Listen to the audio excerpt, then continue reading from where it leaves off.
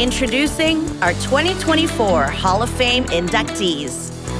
She is a senior prop artist at NetherRealm Studios, a writer, educator, songwriter, and musician. 2013 computer animation graduate and Hall of Fame inductee, Natalie Asport. This U.S. Navy veteran is a lead gameplay programmer at Insomniac Games. 2014 game development graduate and Hall of Fame inductee, Mark Diaz. With nearly 15 years of experience across the technology sector, he is the Vice President of Technology at Proforma and a 2010 web development graduate. Hall of Fame inductee, LaPlante.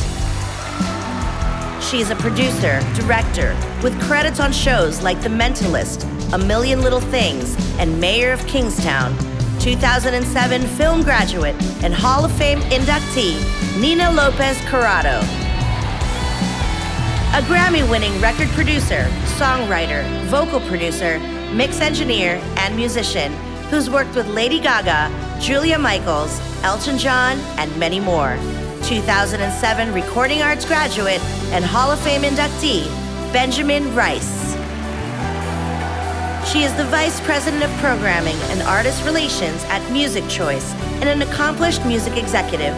2001 Recording Arts graduate and Hall of Fame inductee, Naen Santos. Ladies and gentlemen, your Hall of Fame induction class.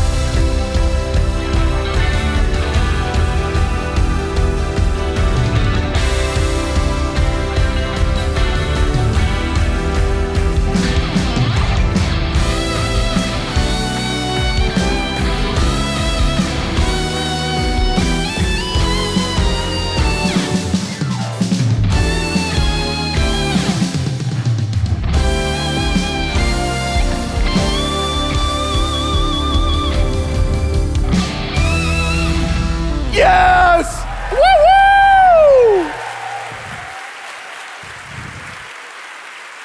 Oh my goodness! What a... welcome to Hall of Fame 14. My stars! Oh my goodness gracious, I was all fine. I was ready to go. And then that stupid Dream Machine video rolled. I've been sucking down snot and wiping tears off my face. Again, you guys, you Hall of Famers, you do it to me every time. Every time I see that, it breaks my heart in the most beautiful of ways. It does all of us. 1,000 million thank yous for that. It's something that we'll treasure forever. Awesome. So, I know I'm not supposed to go down here, Bruce. I won't stay long. Sort of okay? Okay, good. So welcome to Hall of Fame 14, my buddies. And I mean all my buddies here. This is a momentous time, and I welcome you on behalf of almost 100,000 Full Sail graduates that are out there, building their dreams, leading the industries that create the things that you and I listen to, that we watch, that we play, the things that just almost everything involved in communicating stories to the world at large. That's what Full Sail graduates do. And this is a celebration. I welcome you from over 2,600 full-time faculty and staff that show up to work every day right here in Central Florida, Winter Park in particular. And those guys give of themselves so tirelessly. Our faculty, our staff, I can't say enough about how wonderful they are. Graduates, you know that. You know that. And so I also welcome you from the student body. Forgive me, the student body. How many students are in the room? Yes! Yes! Oh my gosh, I didn't realize you're over here too. That's great, guys. Great. Good to see you. From a vibrant student body, there must be probably, what do you think, IJ, about 17,000 degree-seeking students currently? That's what I said, 23,000 degree-seeking students currently are here with us studying to build their dreams. And so what a week this has been to be exposed to the Hall of Famers and take in the things that they have shared with us. Now you briefly met, pardon me, clear my throat, audio, too late. Just a couple of quick thoughts as well. As we kick this off, this is a celebration that is coming behind a week of Hall of Famers that have flown in and other graduates as well. I want to take just a minute to recognize you met the 6 inductees by video. The other Hall of Famers that are in the room, would you stand? And we just want to give you our gratitude for being here again. Look at this.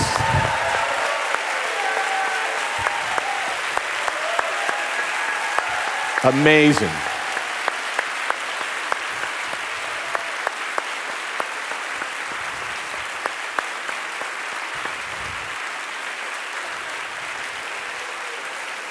You give so freely of your time and your experience and your expertise, and it's one of the very reasons that brings you into this illustrious group of people, the Hall of Fame. And then we also have a number of graduates that are here, not yet Hall of Fame members, but also came in. Would you guys stand as well, that came in to give on the panel discussions and all the things that happened this week? Yes, yes. Phenomenal.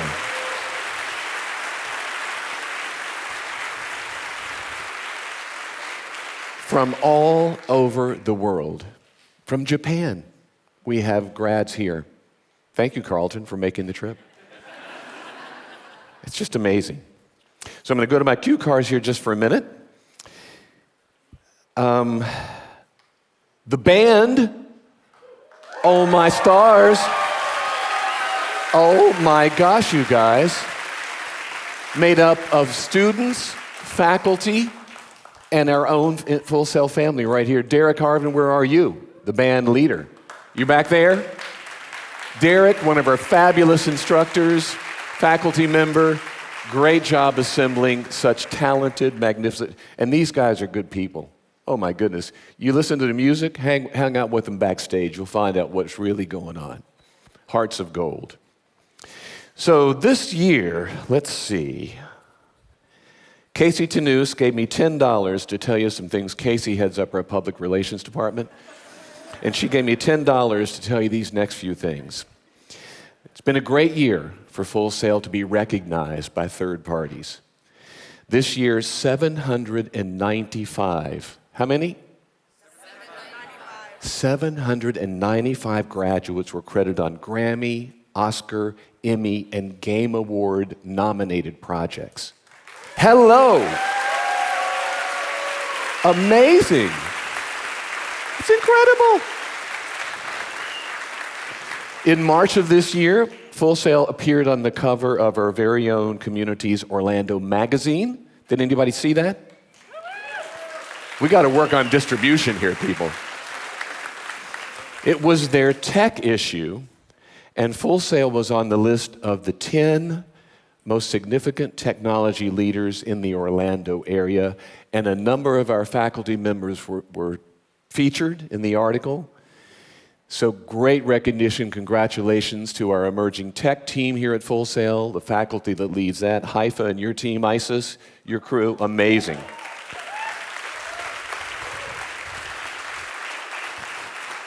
And Newsweek magazine named Full Sail one of America's top online colleges. And those are 3 of how many awards recently, Casey? Over 200 third-party recognitions. That's your school. Graduates, that's the school you built. Students, that's the school you're building. It's amazing. And you know, none of that would be anything. It wouldn't be such a thing as even Full Sail if it weren't for the dreams of our students that choose to be here and the faculty that chooses to be here to help nurture and grow those dreams. That's the real stuff. That's the mission of Full Sail University.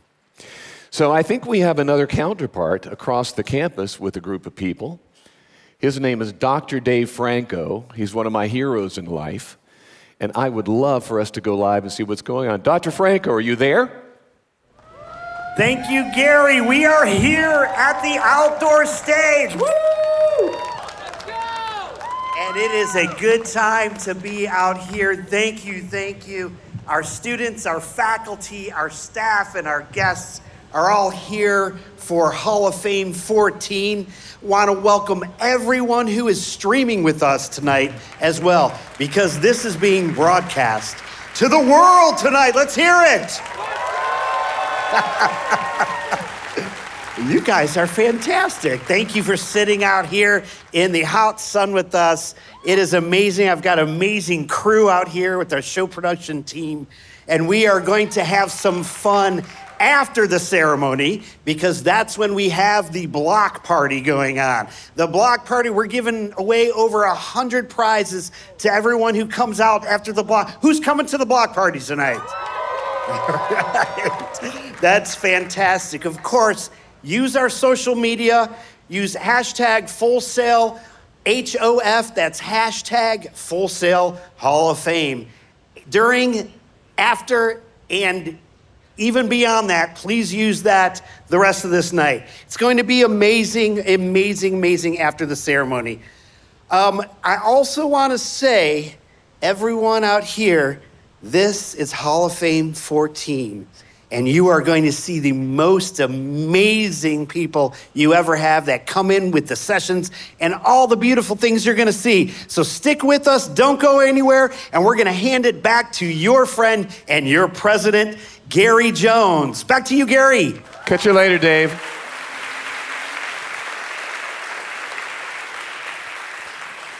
Bruce, director of the show, we have got to talk to Dave about wardrobe. Let's make a note of that, please. Thank you. So with every institution, with any great institution, organization, business, entity, there is leadership that's ultimately responsible for the decisions that either propel it forward, allow it to stagnate, or in some cases, allow it to reverse. Full Sail has been fortunate across many decades to have a committed group of leaders, our co-chairmen, our co-CEOs, that are here for anything and everything this institution needs and always have been. These are the people that don't disappear in the darkness of night and you don't see them again until some meeting comes up. These are the people that have been on the other end of a phone every time there's been an immediate need of any type, picking up and ready to jump in and help. So I saw Ed Haddock and John Phelps, Bill Hebner. I'm not sure if you're here or not. Forgive me, I didn't see you. But would you guys stand? John Phelps, Ed Haddock, Bill Hebner, our fearless leaders. Bill, you're here. I'm sorry I didn't see you earlier. Amazing. And now, after 45 years, I'm going to be looking for work on Monday. Such a good run. Looking at my notes. So we have some political dignitaries here. If I can find my card, bear with me. Jackie, you've done such a good job of equipping me. I found it. So, as all things in life, Our representatives in the Capitol in DC, and our representatives in our county, and our representatives in our cities make a difference for every citizen in every institution that calls that city or that region home. And so we want to recognize some of our Florida folks that are here today. From Senator, hold your applause till the end, please. From Senator Rick Scott's office, we have Barry and Patrick, staff members with us. From Senator Marco Rubio's office, we have Riley and Constantina with us today. And from Congressman Mills' office, we have Noah and Noah today. So welcome, you guys. Thank you for being here.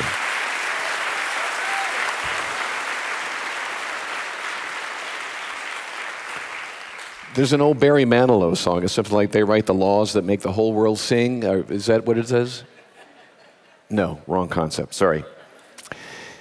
Speaking of politicians, I have the great privilege of introducing the mayor of Orange County to you. He's a man by the name of Jerry Demings.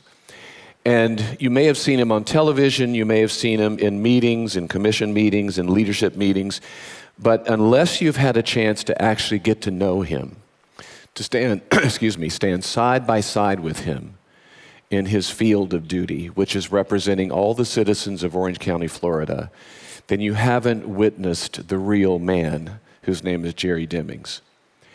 I've known him for many years. We've known him for many years. The co-chairmen have known him for years. Jerry is a man who believes in representing people, not initiatives or ideas just for the sake of those initiatives or ideas. He's a man that looks at people regardless of which side of the aisle they're on and does his best to champion them for betterment in all the ways that a county would hope for. I'm really proud that he's here today representing all of us that live here. And I would love for you to welcome a very good man, Mayor Jerry Demings. Jerry, come on up.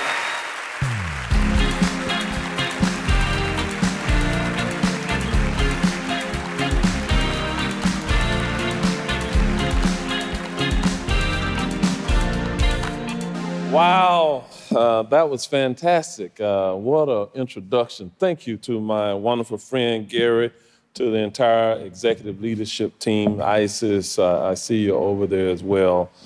I'm really honored to be here this evening. Can I tell you why? Because whenever I come on the campus here at Full Sail, I feel youthful. I know that it's an exciting place to be, and tonight, we are very excited to participate in this Hall of Fame 14. Congratulations to all of the inductees tonight, and also congratulations to all of the other Hall of Famers who saw fit to come back and to spend time here with these wonderful honorees tonight. It's a privilege for me to serve as mayor here within Orange County, representing the 1.5 million people who call Orange County home. Full Sail means a lot to us here in this community. I get to brag about this institution every day. When I think about this institution, sometimes it has been said, if you want to touch the past, touch a rock. If you want to touch the present, touch a flower. But if you want to touch the future, touch a life. To me, that is what Full Sail University does all over the world because of these Hall of Famers and these graduates and future graduates. You are indeed making a difference in the world around us. Thank you so much for representing this institution and this community so well.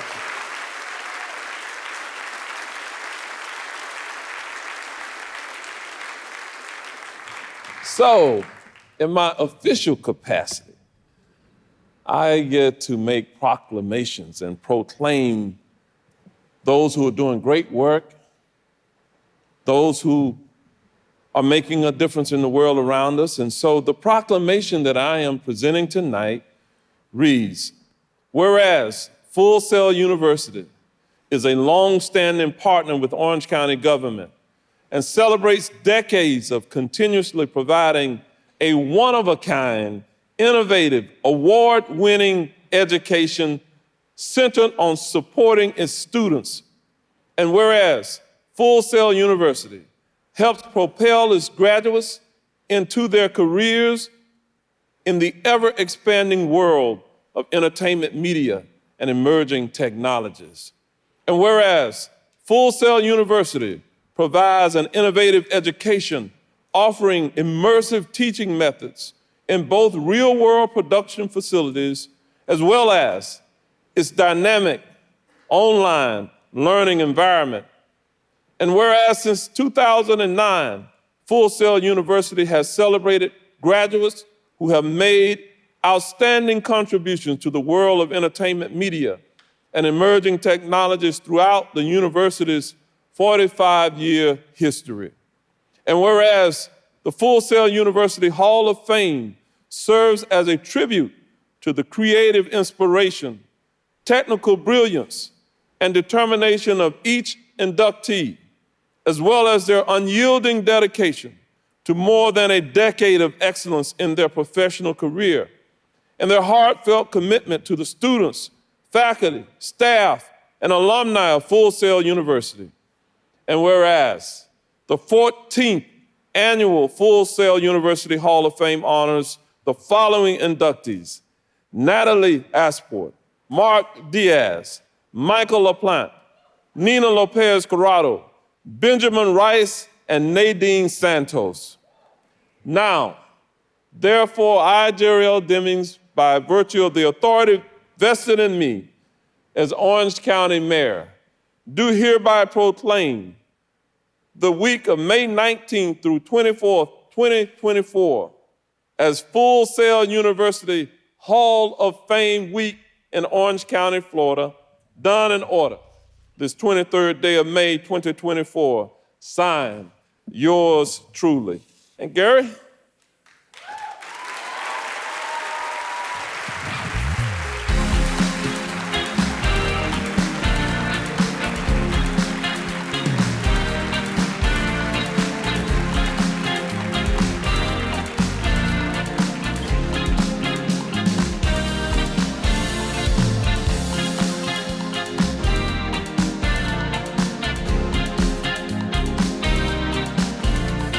Okay, and I think we're going to see somebody else soon. So I'm going to take my leave, and I'll be back in a little while.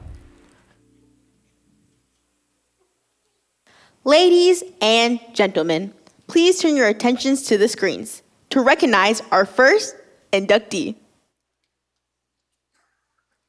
I think the most amazing thing about Natalie is her kindness to people, her kindness to animals. Even though she may seem soft-spoken and very calm demeanor, her interest in the macabre is an interesting juxtaposition to her personality because she's so incredibly sweet and kind and friendly and like really driven, really ambitious.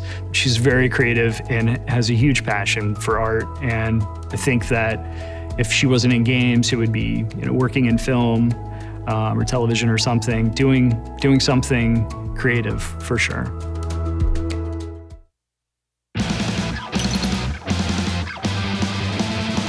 Growing up, I was always drawing skulls. I just loved it. I'm like a huge horror fan, and I just like a bunch of gothic motifs, and I just always gravitated towards that. Listening to rock music and metal music, they have skulls in there. It just looks cool. Skulls, dragons also are a big thing for me. I specifically told my parents, I said, I don't want to do anything but paint, and I want to be on the sidewalk selling my paintings. I believed and I accepted this reality that people gave that said the starving artist. You can't make a living being an artist, or you're gonna be homeless, you're not gonna be able to make it. It's completely unsustainable. So I just accepted it. I'm like, I'll just be on the sidewalk and I'll be selling my paintings. That's all I want to do. And my parents were like, okay. I've always been very close with my family. My parents have always been the rock. They're just absolutely there, like all the time. They give their heart and soul in everything, and especially, I feel it with me. My dad always told me, I'll give you the resources and you do the work. And so I just always did that. Uncharted 2 was one of my favorite games. I played it like 5 times. I got really into it, so I started looking up online, and all of a sudden I came across the BTS of it. Whoa, this is made by specialists. And then you had these environment artists that said it at the bottom. I was like, an environment artist. I started looking into all of this. You could tell that they were just like really passionate. That's what I want to do.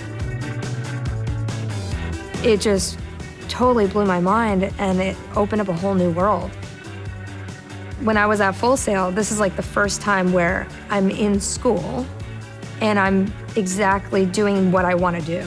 It just felt like everything that I love in one spot. That's one of the characters from Mortal Kombat. That's so cool. Everybody's just wanting to do their best, and everybody's artistic, everybody's creative. When I was here, I absorbed every single thing because I'm like, I think I'm gonna use this later on. And everything that I did here, I used.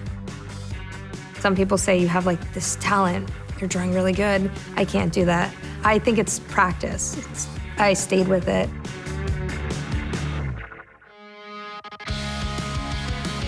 Living in New York City, I ended up breaking into the industry as an environment artist at Avalanche Studios. And that's kind of where I stayed a bit for a couple of years, and then I ended up going into more of a hard surface route, which for Just Cause 3 ended up working on a lot of the chaos objects.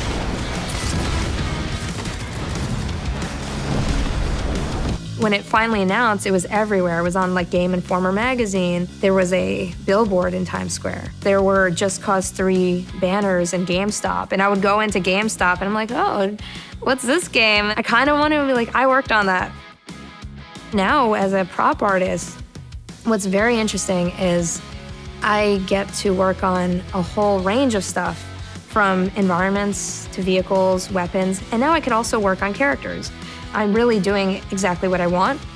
Being able to work full-time as an artist and say I'm an artist and then do art, this was like a future that I envisioned, but I didn't think would be possible. I love it so much, I don't take it for granted at all.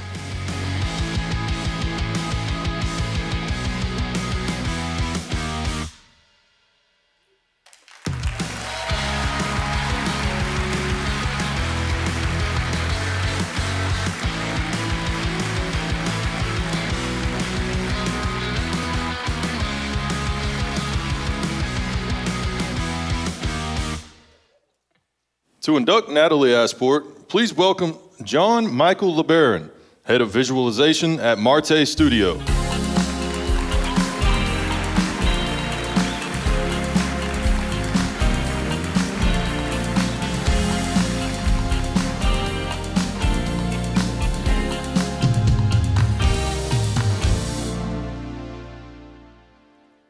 Natalie, actually have a very special video for you to watch, special message.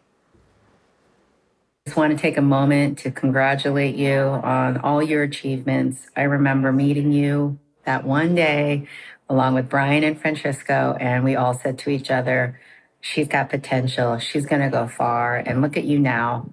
Super proud of your journey and to have been a part of it from the beginning, and I wish you the best of everything.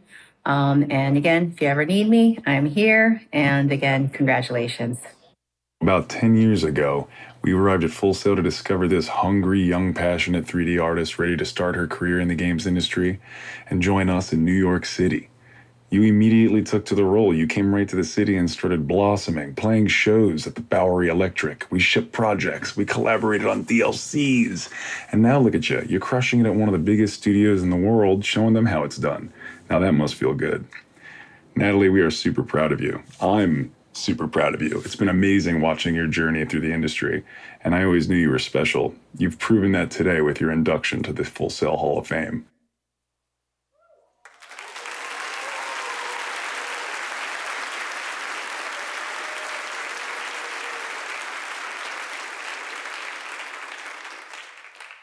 And now it is my honor to induct Natalie Asport into the Full Sail University Hall of Fame.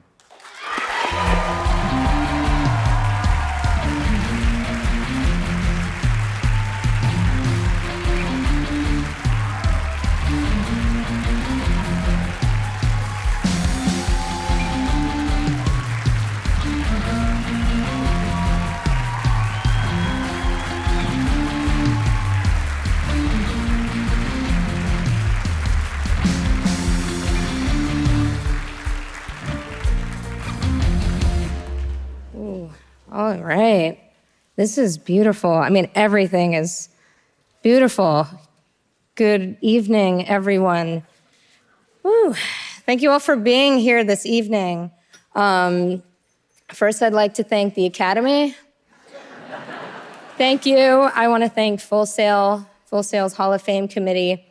So I got a couple note cards here. Truthfully, when I was writing this speech, I didn't know what message I was going to try to convey.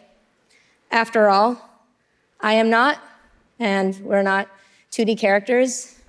That's a given. Much like the 3D world I work in, we're all three-dimensional.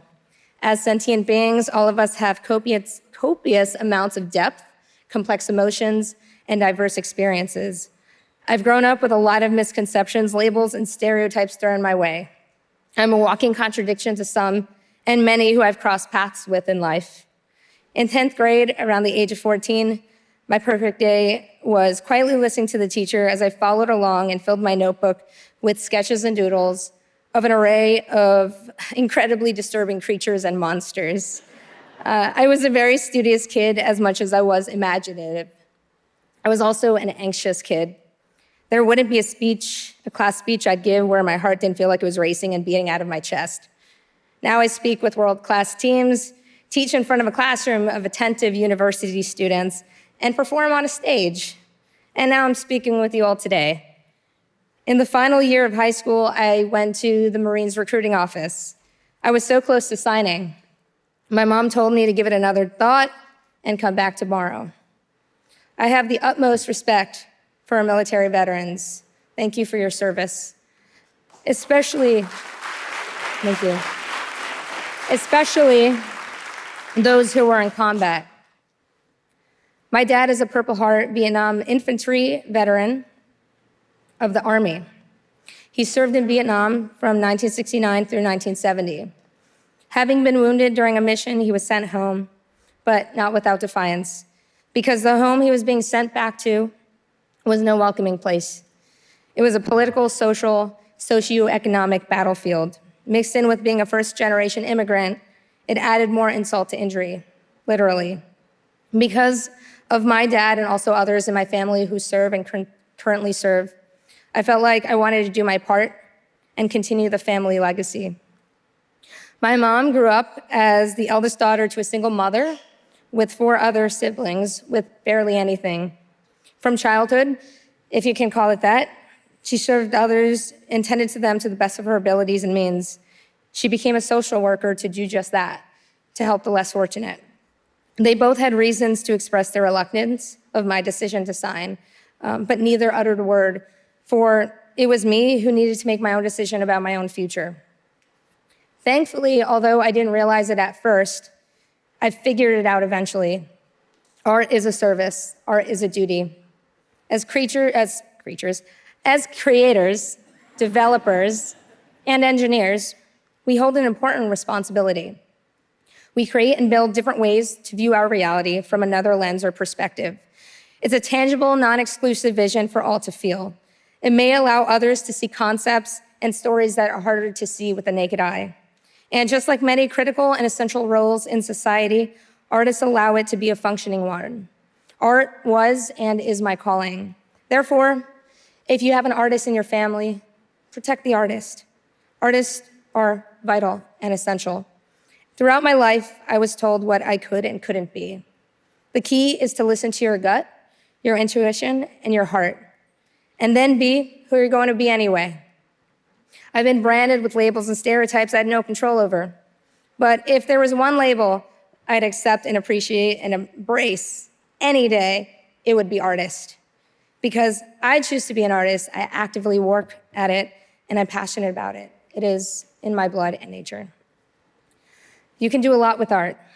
A big factor that is important to me is activism, especially activism through art. It's one thing to make art that is specifically designed to look pretty or aesthetically pleasing, but to use art as a vessel to spread awareness on important issues in society. The message of love and compassion wash away hatred and division, create unity to bring an understanding to an invisible issue, whether that's mental health, illness, or trauma. It's incredible what art can do. We can all make the world a better place simply by creating and making art. One of my idols, Jane Goodall, an amazing activist, scientist, and primatologist, says, "Everything is connected and intertwined with one another."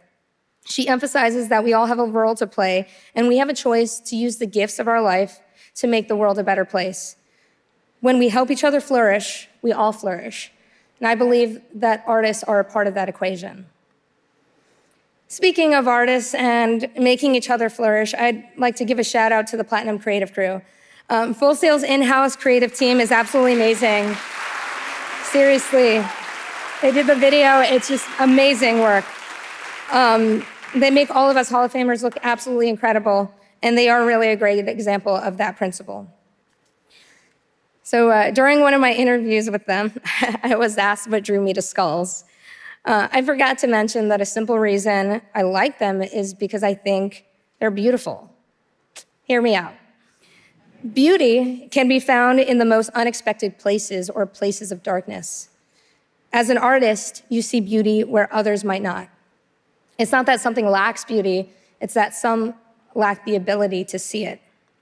There are many skull beauties in this world.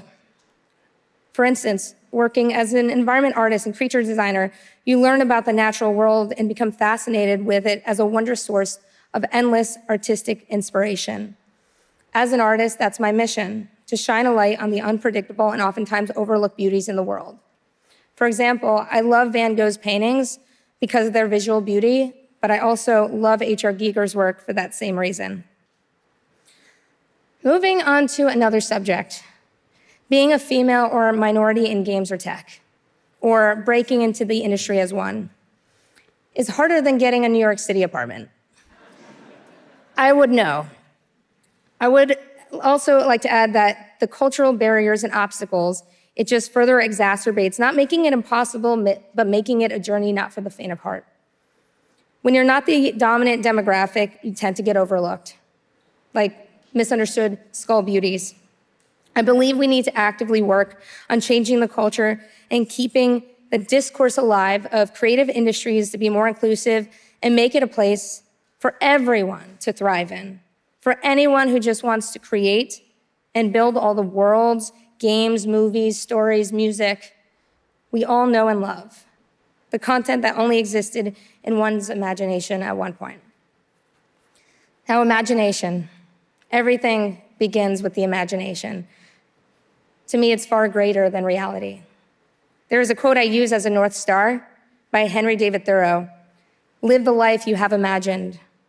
This quote resonated with me the moment I saw it on a magnet.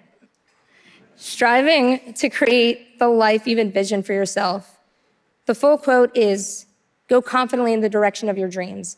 Live the life you have imagined." It has helped me continue to walk off the beaten path without doubt. Much like Nathan Drake from the Uncharted video game series.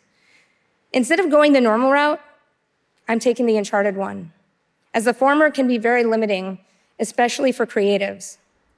I think living outside the lines that others in conventional society has set for you is something that has to be done in order to live a fulfilling life, one that could never be imagined for you by anyone else. While others will try to steer you into the lines and onto paved paths, sometimes the best paths are the ones not made yet. Think Joan Jett wanting to play rock and roll.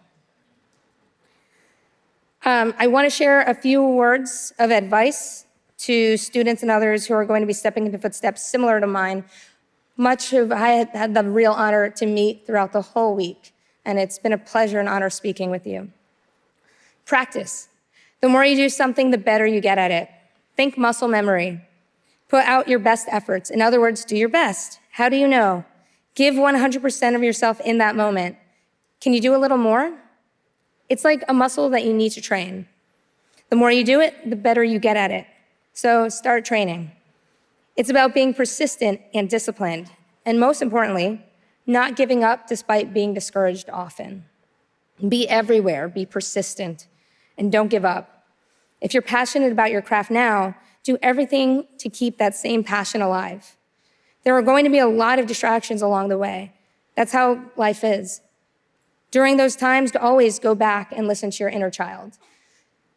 Leo Wellbaum from an awesome rock band called Sloth Rust said at a show, for the creatives, write songs and create things that you aren't good at yet, because you'll grow into it and you'll be able to play it one day. On that same note, David Bowie did an interview. You can find it online. It's his advice to young artists. He says, it's terribly dangerous for an artist to fulfill other people's expectations. They generally produce their worst work when they do that. If you feel safe in the area that you are working in, you are not working in the right area. Always go a little further into the water than you feel you are capable of being in. Go a little bit out of your depth, and when you don't feel that your feet are quite touching the bottom, you're just about in the right place to do something exciting. So, do something exciting and get out of your comfort zone. Lastly, be like Bowie, be the authentic rock star self you are, but don't be someone who has a big ego and is difficult to work with. After all, this is an industry made up of teams of people, and while a lot of the art process is solo, you're also working with others. Now for some shout outs. Let's hope I don't cry. I want to give a shout out to John LeBaron, my amazing inductor. I first met him at a Full Sail Green Room event back in 2012, where students can meet and talk with an array of visiting industry professionals, which he helped organize. At the time, John was a career development liaison who bridged the gap between students and the industry. He helped make it possible for aspiring students like me to get a little closer to breaking into the industry that I've only ever dreamed of. Ever since then, he's been nothing short of a mentor, supporter, industry colleague, and friend. Thank you, John. Thank you, Christy Ansley, for being the best career development advisor, being there with me every step of the way as a student and alumni, helping me score my first 2 internships that inevitably led me to my big break in the game industry. Thank you to Kristen Carter, who was my art director in finals at Full Sail. I would have been on a completely different path right now if it weren't for you telling me to stick with character modeling, because the time was now and this was my only shot if I wanted to pursue this discipline. I was getting discouraged and you shined that light of hope I needed, and I'm really glad I listened to you. Thank you to all my lab instructors, my Full Sail instructors. It's really an honor to have been taught by you. Thanks to Sean Moore for being the greatest host and making me feel at home every time I visit back here for behind the scenes events over the years. Looping me in whenever there's a mixer, becoming your great friend in the process. And thanks to Wynn Davis for being my amazing host this week and my new friend in this Full Sail family. I will also always embrace our trips to the juice truck. Thank you to Sherry Tandliff for being an amazing supporter and ally from the get-go, always hyping me up, not only me, but every alumni who she crosses paths with during these events. You're a wonderful ray of positivity, and it's truly so comforting to be around. I'm really grateful. Shout out to the NYU Game Center. In 2018, I embarked on a new unexpected journey of teaching. I designed a curriculum for 3D modeling for games with the help of Robert Yang and Eric Zimmerman. And I started teaching part-time at NYU Game Center in Brooklyn. I found a new passion since then, alongside my full-time work as a developer. Despite what others said to me, that I would tire out or it would stunt my growth as a young artist, or even worse, end my career early on. On the contrary, it's made me stronger. It's made my life and purpose so much more fulfilling and has enriched my career because of it. To students and aspiring artists, game artists, 3D modelers, over the years, if I've taught you, mentored you, I've given you feedback that's helped, you've given me nothing but joy. Thanks to my team at NetherRealm for all the support. especially when they heard that I was getting inducted and being just an absolutely killer team to work with. I'd like to dedicate this honor to my aunt, Maria Peralta, AKA Chala, she passed away from cancer in 2012 while I was going through the program, exactly 1 year before I graduated. She was the biggest supporter of me and my dream of being an artist. She couldn't wait for me to walk the stage, so I share this award with her. Lastly, I'd like to dedicate this to my mom and dad, the two people who stood by my side the most, saw the hurdles, consoled me during the setbacks, and celebrated my triumphs, no matter how big or small. To my dad for planting the seed of rock and roll and giving me the tools. To my mom for being an unstoppable force, progressive woman and human being who's helped mold me to be the same. Growing up, I had a lot of unsolicited labels thrown my way, which had led me to seeing labels in a negative light. However, through life, I've learned that labels, if not coming from prejudice or nefarious places, can lead you to finding your community, your people, and help you create your extended family of support. It can also help others find you and know that they too aren't alone in their journey. As Aaron Hamilton Cook has said last year during his Hall of Fame speech, have a support network. It's incredibly important to remember to have one. And if you don't have one yet, don't worry, you will one day.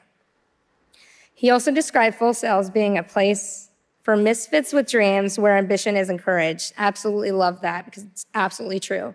Fully agree with that. Thank you, Gary Jones, John Phelps, for creating an institution that fosters that kind of culture.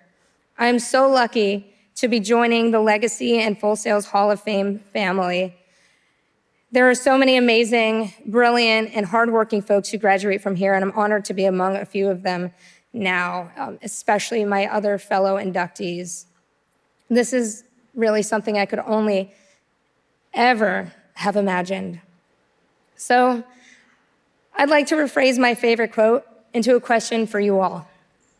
Are you living the life you have imagined? When I was writing my speech, I didn't know what message I was going to try to convey. However, I imagine it was going to go a little something like this. Thank you so much.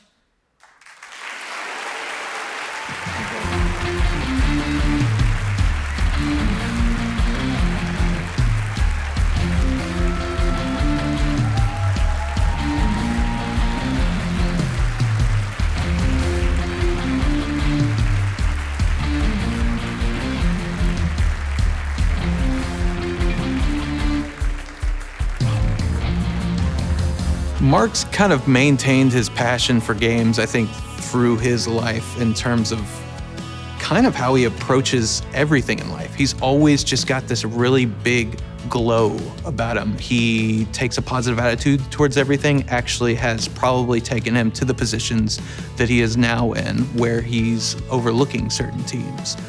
I don't think you get to those positions unless you have that trait where you can have a positive impact with them.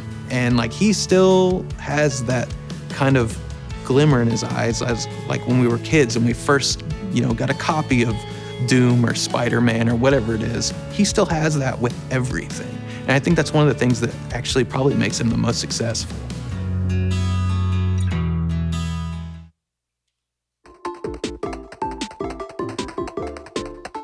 I like to put myself back into my shoes as best I can. Like I'll go back and play the games I played as a kid, like Legend of Zelda, Ocarina of Time, or a Pokemon Red version, or StarCraft, or even Doom. That kid I'm still here. That's still me. I identify as a creative, even though my job is as a programmer, which there's overlap, like writing or painting, it's a way of expressing yourself. And especially in my line of programming, which is gameplay programming, it's very front-facing, and it's a lot like being a chef.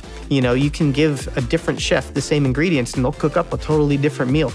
We get ingredients in the form of specs and audio effects and visual effects and animations and characters, and we get to mix all those together and cook up a gameplay mechanic. I really wanted to learn programming. This is the first device that I learned to program on as a kid.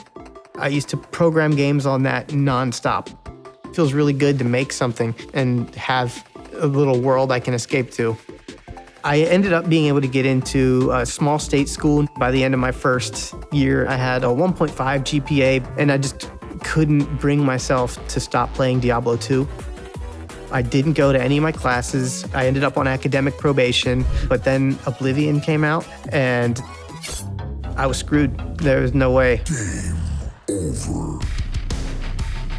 I needed to do something kind of drastic, put myself into a position where I had to succeed. I ended up joining the Navy, installing telecommunications infrastructure, pulling cable in these big empty buildings, tipping fiber, and I could feel my knees creaking, and they ached like they hurt. That led me to sort of reevaluate what my options were. When I started school at Full Sail, I was pedal to the metal, getting all my classwork done, all my homework, all the events, all the studying. I applied that focus for my entire degree program, the full 2.5 years. I ended up with a 3.8 GPA and graduating valedictorian.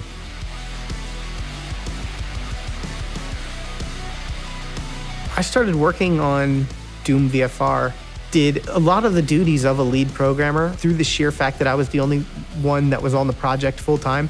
The lead build engineer came to me and said, you had 1,500 submissions to VFR codebase. And not just the code base, but the whole repository. And like the second most was something like 300. To this day, that's another project that I'm really proud to have contributed to. A couple buddies that worked at id at the time who went to Insomniac notified me that, hey, there's a lead gameplay programmer position open here working on Spider-Man 2. So I tossed my hat into the ring, then the offer came.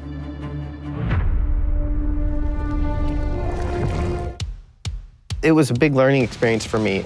There was content that my team was responsible for.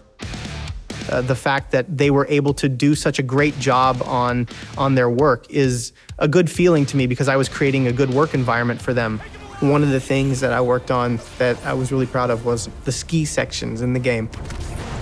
He's being pulled across water and the lizard's chasing him and everything's going crazy. Like, you can't just do one thing and stop. No end to the activities. Spider-Man would be great at jiu-jitsu. He would be a nightmare to have to roll with. Sometimes I'll just hit a Spidey pose here and there, and I look around and see if anyone notices, but nobody cares. Being inducted in the Hall of Fame is extremely meaningful because to be asked to join that family is a huge honor, and I'm gonna try to use it as a platform to continue giving back. Would be the most fulfilling thing to get out of it. And if I can make my parents cry, that'd be cool too. You know, whatever.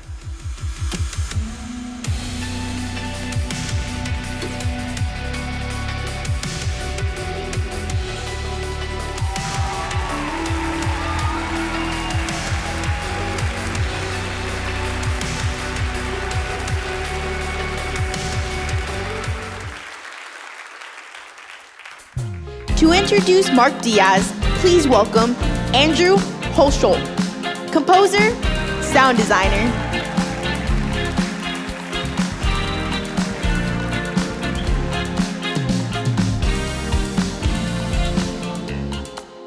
Full Sail, how we doing?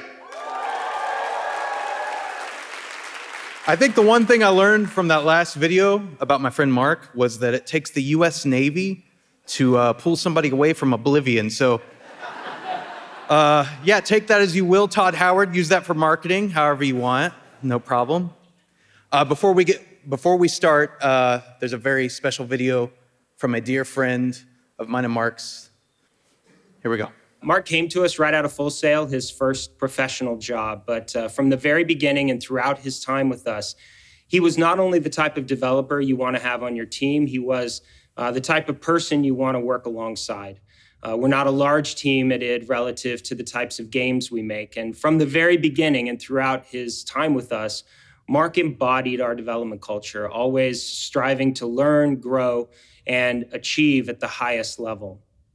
Mark was a very valuable part of our team during a transformational period for our studio and the Doom franchise, working with us to create Doom 2016, Doom VFR, doom eternal. For that time period alone, I'm very grateful. And Mark, you have a lot to be proud of. As much as Mark is a great developer, he's also a great person to be around, always fun, engaging, and friendly. And whether he was talking with fans at QuakeCon or hanging out with the team, his passion for making games and enthusiastic personality always shone through the moment.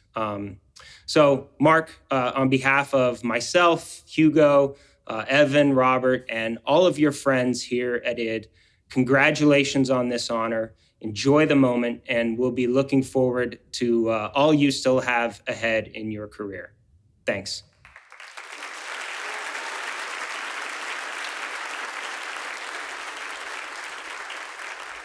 Did you say talking with fans at QuakeCon or drinking with them, Mark? Which one is it? Mark, love you. We've been through so many ups and downs back and forth in this industry, and that's what comes with it, and that's what builds character. And I think it's built an amazing character for you, and it's helped to make me a better person in this industry and just as a human being.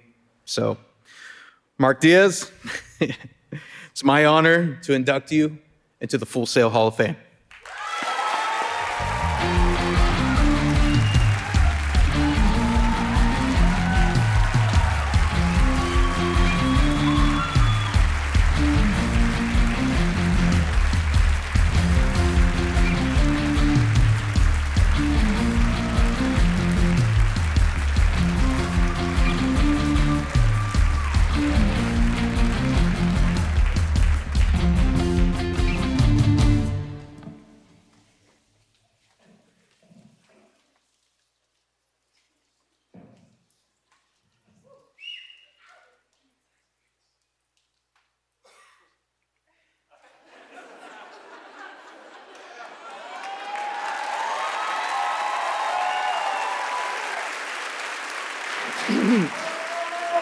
Okay.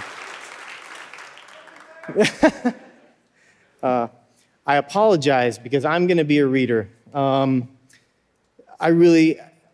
can't articulate well enough on the cuff, and I swear like a sailor. So it's in all of our best interest that I just write my thoughts down and give them to you pre-planned, pre-packaged. So here's the moment that I have been anticipating and dreading for 6 months now. I wrote this speech a few hours ago. I didn't practice it. Thank you. It's true. It's true. You might have seen me in the fishbowl, like a student, sitting there with my chai tea latte, writing this. Look, that's already more improv than I should have done. I didn't run this by anybody. My hope is to bear my heart to you as authentically as possible, warts and all. Do you want to know what I was doing instead of writing this speech for 6 months? Procrastinating. Making video games. Playing video games. Like I said in the video, I honestly have not changed that much from the kid that used to sit in his room and play video games instead of doing his homework. And I honestly do some of my best programming when I'm shirking my adult responsibilities. I have to start first and foremost by thanking Full Sail. Thank you to Gary and the entire administration, the alumni team and Platinum Creative, and especially the amazing professors and lab instructors I had along the way. I cannot heap enough praise upon them. They are the pillars that I built my education on, and I wouldn't have the career and journey that I had without them. A part of this award belongs to them, and could I please have a moment of applause to honor my teachers?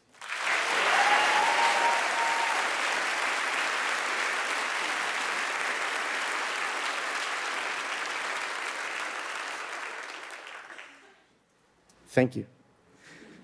Next, I have to thank my beautiful wife, Nikki, for always supporting me. I took this quote from Sean McCabe, but I think it suits me better.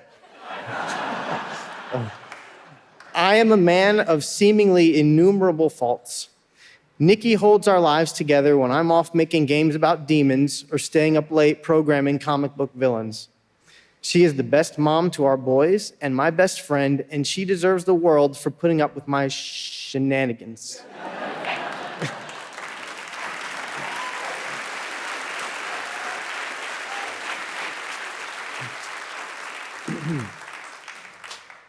To my two little sons, Luke and Mateo. You won't understand this right now, but I'm going to use this next minute or so as a time capsule. I've never known a love like the kind I have for you. For as much as I thought I'd love making my own worlds, you bring me more pure joy and happiness than anything else in my life, and I can't wait to see you grow and pursue what brings you joy.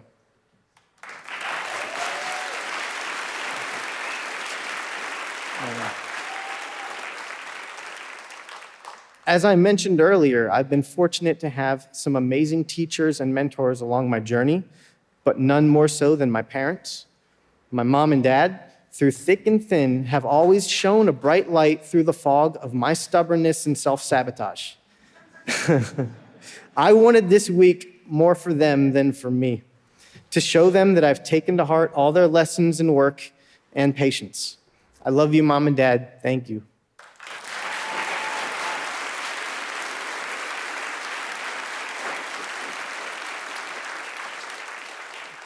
I also have to thank the killer teams at id Software and Insomniac Games.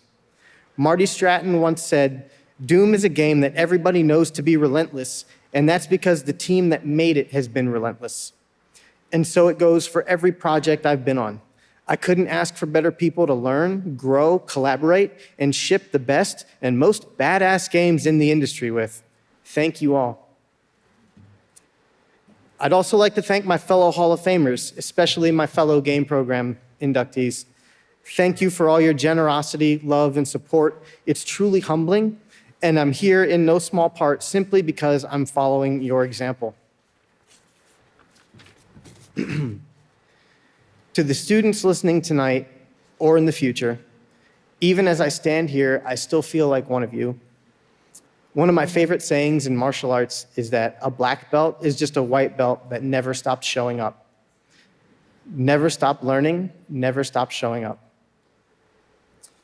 I apologize for not naming more names.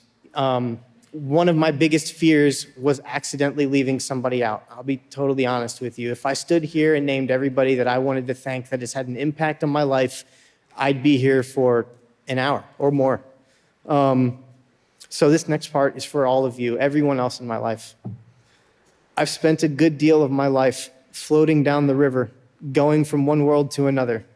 From Clyde A. Irwin High School, failing out of college, to the US Navy, Full Sail, QuakeCon and the boomer shooter community, my jiu-jitsu family at Grit Factory, to all the friends I've made along the way. Whether we still talk or haven't spoken in years, I treasure every single moment I've gotten to share with you, every beer, every laugh, every connection. Maybe we can meet again further down the river and share what we've both discovered and revel in the view. Thank you all.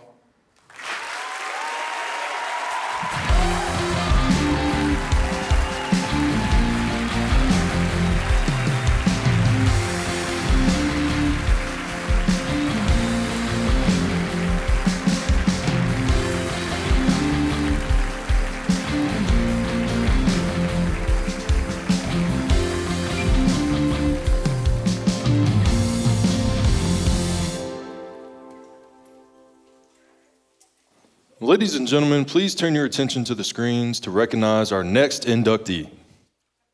So I have this saying that I say for Mike. Whenever he comes to Full Sail, I say he gets a spark. You can see it. Like, you can visually see the passion, the light inside of him. And then when he goes and he works with the students, I mean, all the time. I mean, it's not even just when he comes in. He's like, hey, I'm gonna go on the BTS tour. I have a student that was my paired with me and I'm gonna go talk to them. I mean, it makes me so proud. It makes me so like a proud wife, you know? And I hope that anybody, just one other person can see it and benefit from it.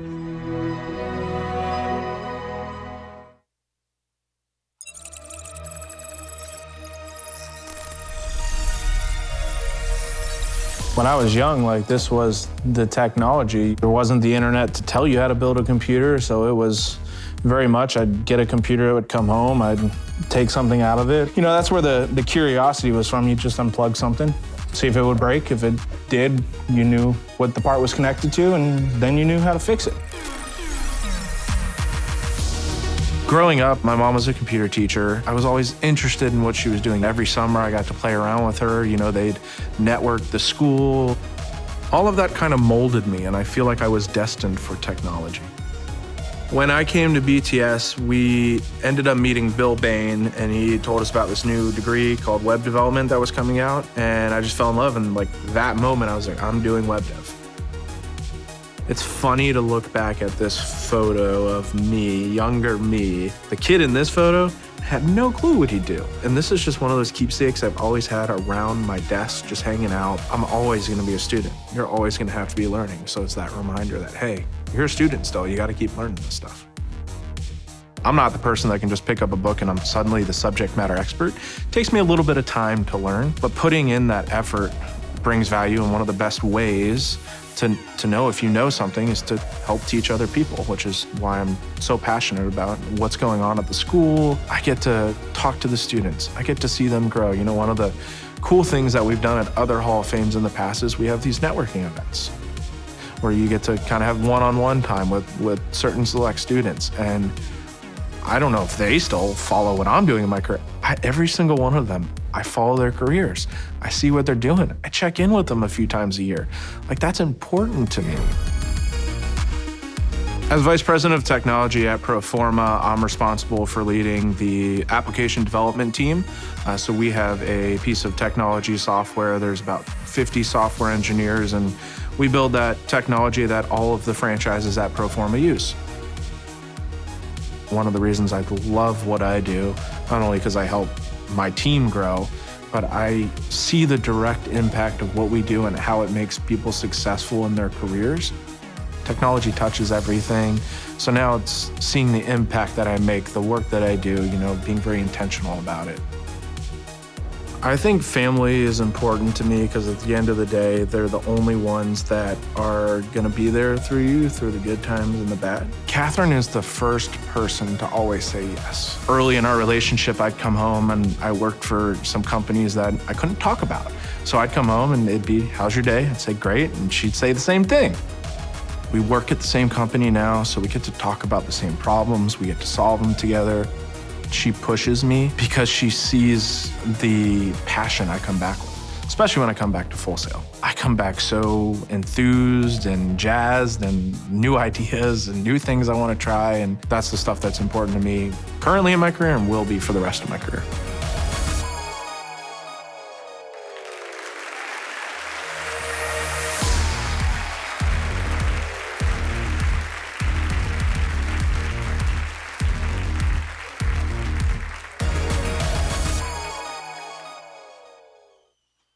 To induct Michael LaPlante, please welcome Catherine LaPlante, Senior Software Engineer and Team Lead at Proforma.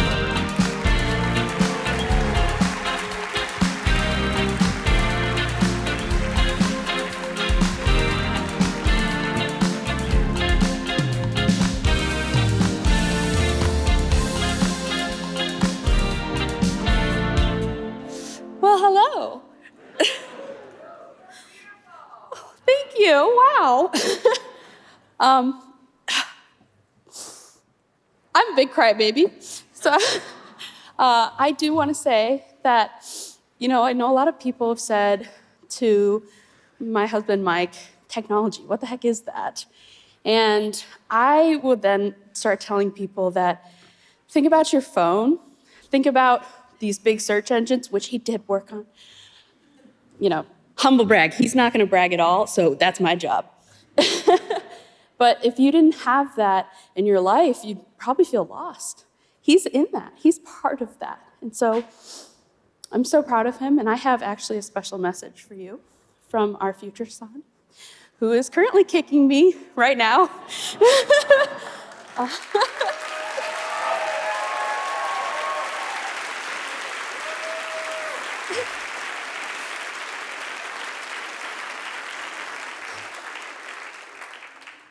I'm pretty sure if he was here, he would say, Dad, I'm so proud of you, and I hope I can be just like you.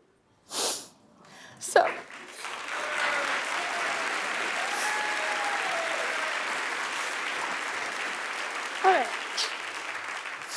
all right, now it is my honor and privilege to induct Michael LaPlante into the Full Sail University Hall of Fame.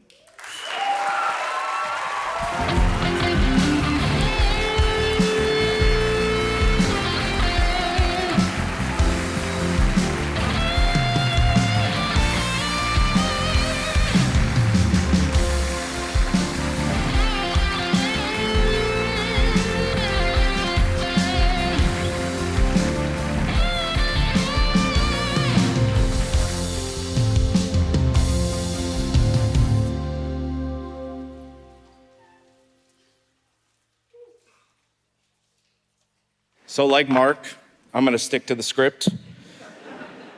However, for those that don't know, I've attended many Hall of Fames, and the fellow Hall of Famers have a bet on who's gonna cry.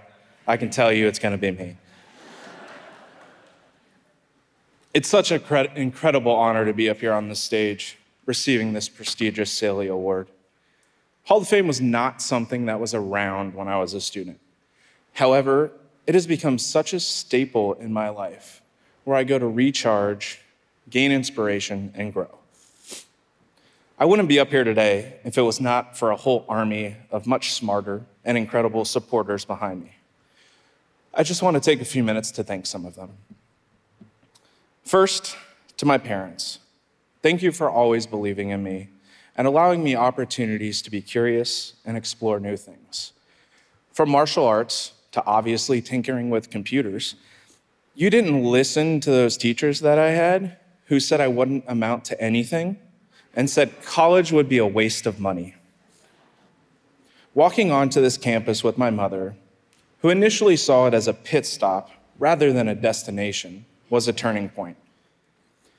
I was enamored by the production and witnessing the possibility for creatives, a term I never knew to myself until that day, which has ignited a lifelong journey for me. So thank you, Mom and Dad, for turning my dreams into a reality.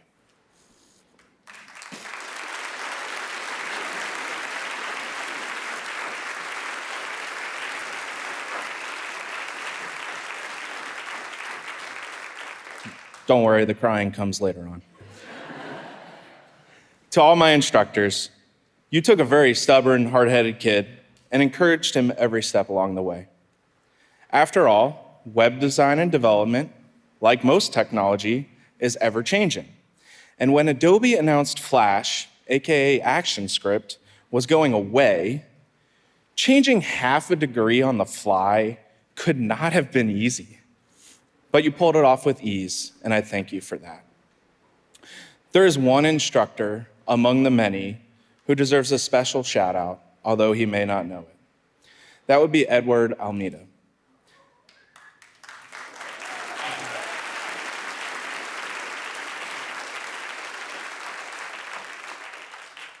Ed was my final project instructor, and to paint the picture, he's a quiet and reserved man, but boy, does he have some stories to tell about all the amazing projects that he's been able to work on.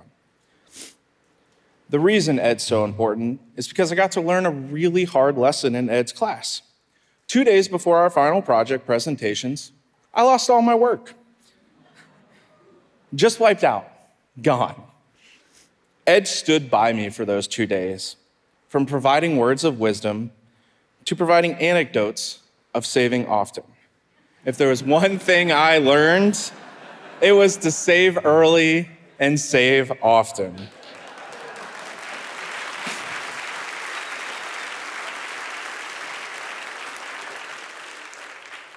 Students, take note of that.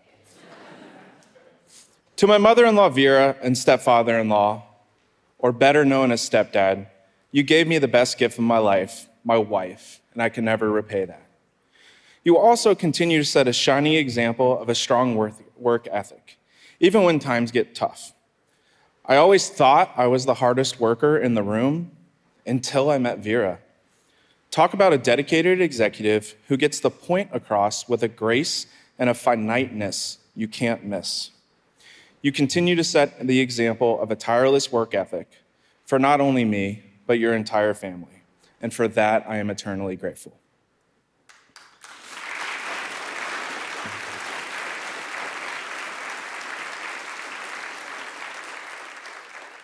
To my friends and coworkers in the audience, and those couldn't be here today watching online, almost all of you have been in my life for 20 plus years at this point.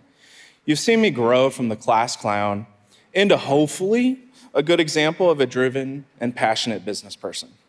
You're always a sounding board for me, even if we don't talk often, and I am forever grateful for your friendships. Thank you for taking the time out of your workday to be here today. To Platinum Creative and Bethany Williams, I can't say enough about you. While you have diligently worked behind the scenes, not only this week and during this production, but for the past few months, helping me prepare for this honor, you are more than that to me.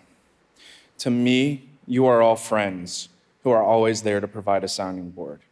You are all amazingly talented at what you do, and tonight just shows your skills shining through. To my Full Sail family, my fellow Hall of Famers, and my fellow inductees, thank you for showing me a love and a home that I can't always explain to others. I've had the unique position of getting to know many of you throughout work collaborations, or even when I needed a favor over the summer.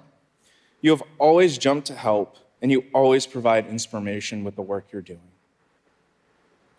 To Jay Noble, thank you for making this Hall of Fame week a reality every year.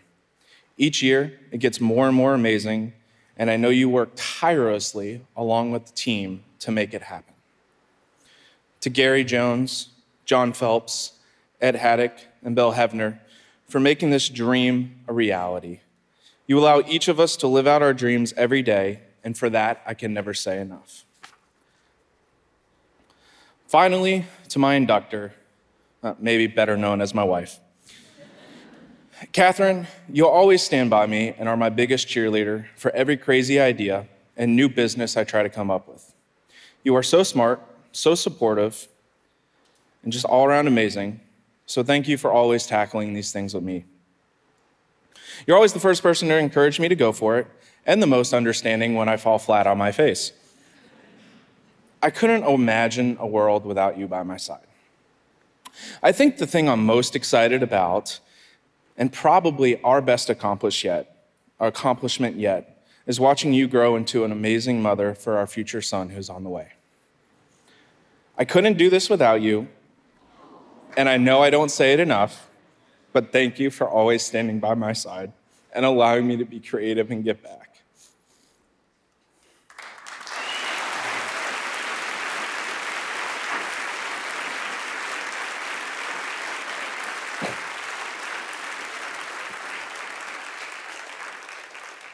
I practiced that one paragraph 25 times today, and I cried every single time, including right now. To the students, throughout my career journey, I've often faced the question, why me? I've spent years trying to justify my position, the projects I've worked on, and my accomplishments. But as I've grown in my career, I've reframed that question into why not? Why not the individual hungry for the projects? Why not the individual driven to excel? Why not the one constantly pushing technology boundaries? Why not the person that invests time helping others grow? You are here at Full Sail because of your drive and passion. Instead of ever doubting yourselves, I challenge you to ask, why not? Embrace your potential and your abilities. I've had inspiring conversations with many of you this week. It's my favorite time of Hall of Fame week is talking to each and every one of the students, and I'll be eagerly watching as your journeys unfold. Go out there, make your dreams a reality, and show the world why you. Thank you, everyone, for this amazing honor, and I love Full Sail.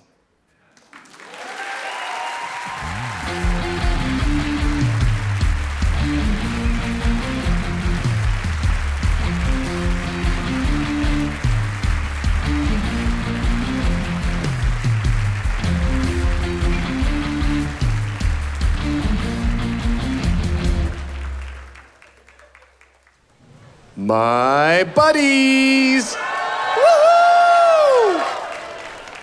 Oh my gosh, how good to see you all. Thanks for being out here. What a week, yes? It's been amazing. I've been out on the back lot and dropping in on all the things going on around here. I feel completely renewed and inspired. Do you? Thank you to all you graduates that came back to be here to do that very thing for us. Thanks for inspiring us. You made a difference. For me, for the faculty, for the staff, for the students. We're all better because you came.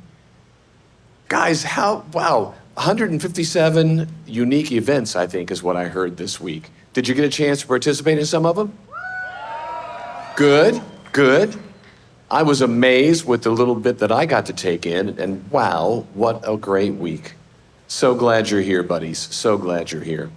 So my role now is to recognize some of the sponsors that help make Hall of Fame possible.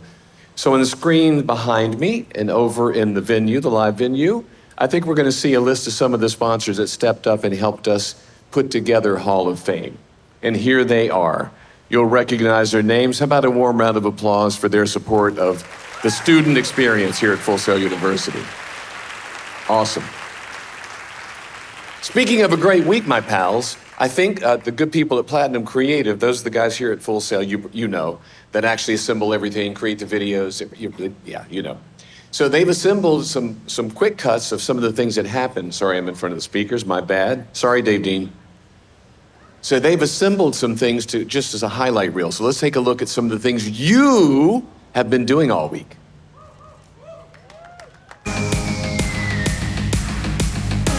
During Full Sail's annual Hall of Fame, students, alumni, faculty, and staff come together to celebrate the importance of professional growth, reflection, making connections, and honoring our accomplished grads. But beyond that, Hall of Fame is a time for students to learn, create, and focus on their career goals. We caught up with some students attending Hall of Fame 14 to understand the event through their eyes and see just what it's like to experience this week as a student.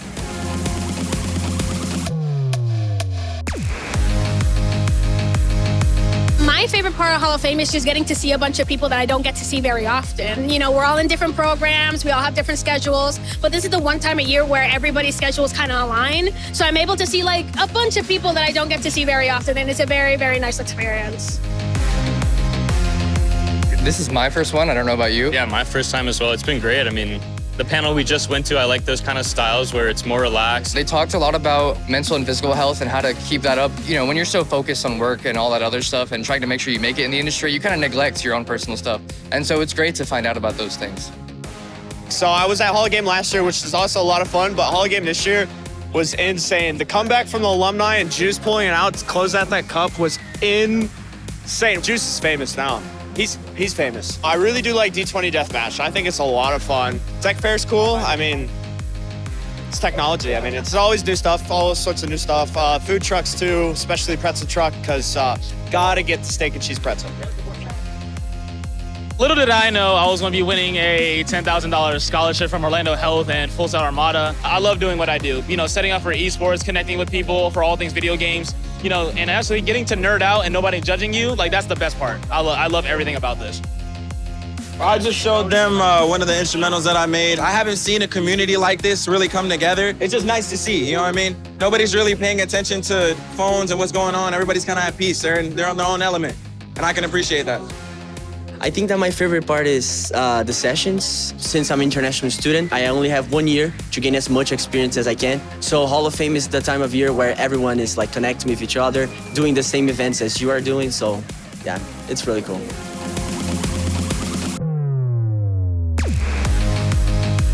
I'm looking forward to the inductees and seeing the atmosphere around that. We know about the artists, but finding out the men and women behind the artist, behind the celebrity, and understanding that we're in the same position. I want to know how to make it to the finish line. So seeing the people who actually made it to the finish line, that's what I'm looking forward to seeing most of everything else.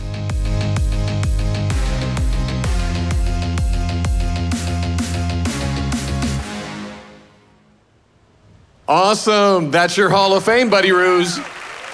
That is a sneak peek at what's been happening this week. Fantastic. Man, I adore you. Oh, yeah, I do.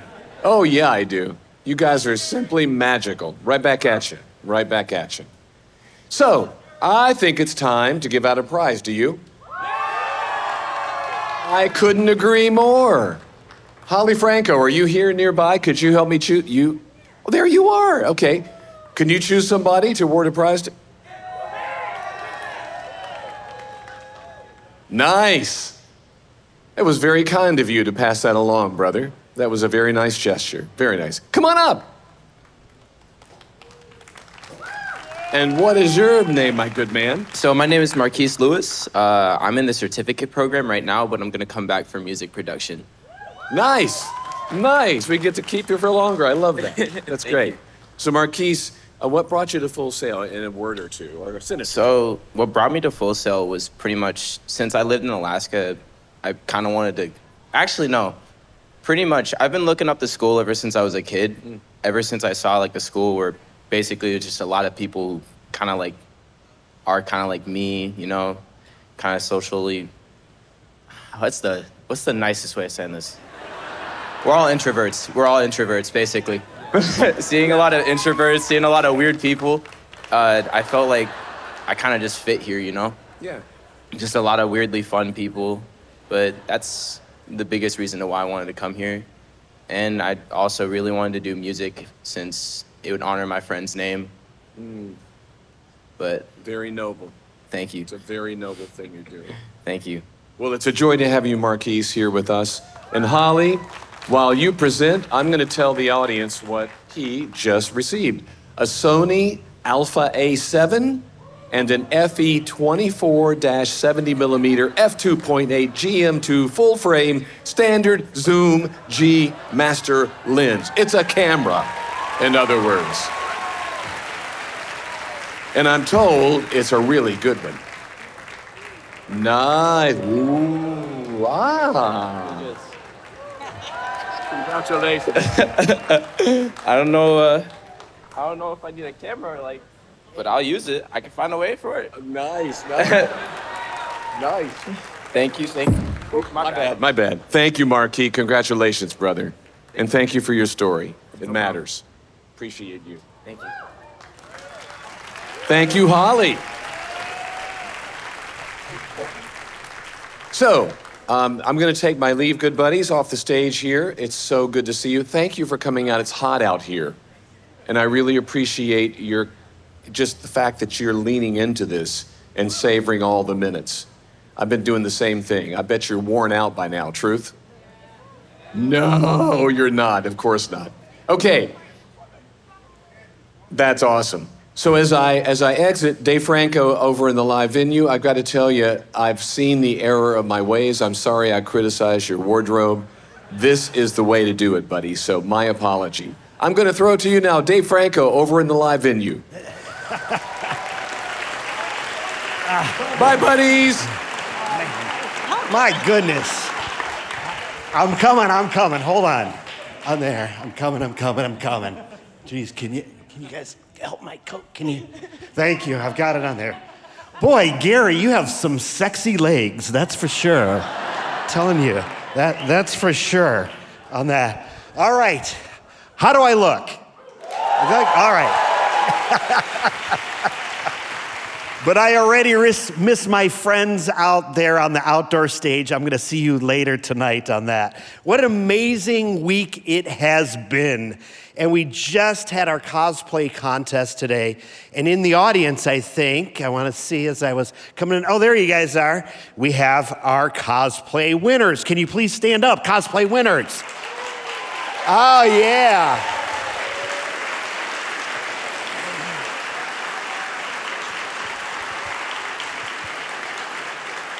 Congratulations. It's Full Sail. We're creative. They know what they're doing. It's very, very competitive. Thank you. You guys can have a seat. We also had our 9 online students who were flown from across the country to participate in our Hall of Fame activities. There are hundreds of applicants who wrote an essay on how would attending the 14th annual Hall of Fame enhance your professional and personal growth. Can those winners please stand? Where are you guys on there? We're gonna go. So after attending the sessions there, how did it enhance your personal growth?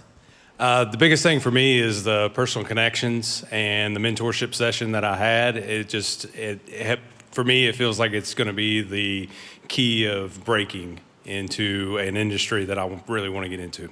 Fantastic. And how about you?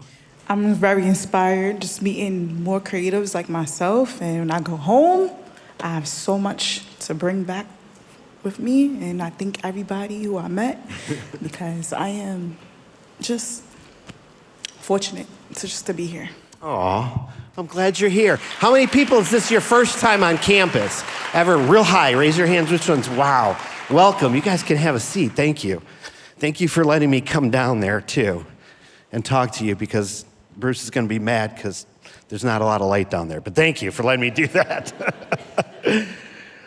We also had an exceptional streamer contest where 4 students were flown in. Where are you guys at?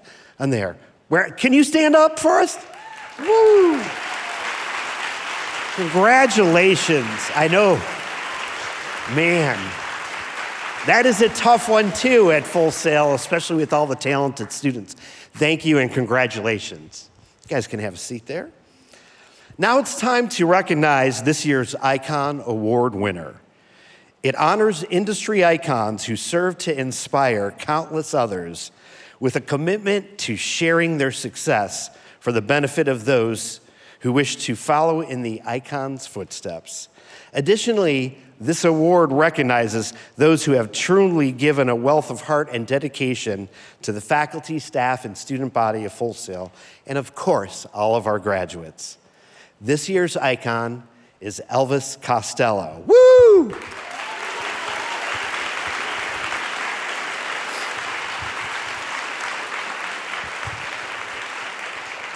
We honored him on Tuesday, so let's take a look at a video. I want to thank Full Sail for this very, very generous acknowledgement. When one is acknowledged by an institution which is bringing forward the next generation of musicians and producers, I have to reflect on the fact that I have very little formal education of my own. But it is, in my way of thanks, that I should say that every door that I've walked through, every collaboration has left me with a little bit more understanding and a few skills that I didn't previously have. And that is the lifelong process of learning about music in order to be expressive. Everything from the technical side to the practical side to leaving yourself open to the spark of imagination. I am, of course, most grateful to Full Sail for bringing into this creative world Sebastian Chris, my friend and collaborator, the producer of all of our recent records. And I could not have been happier to be working with him. And I want to thank everybody there for this award.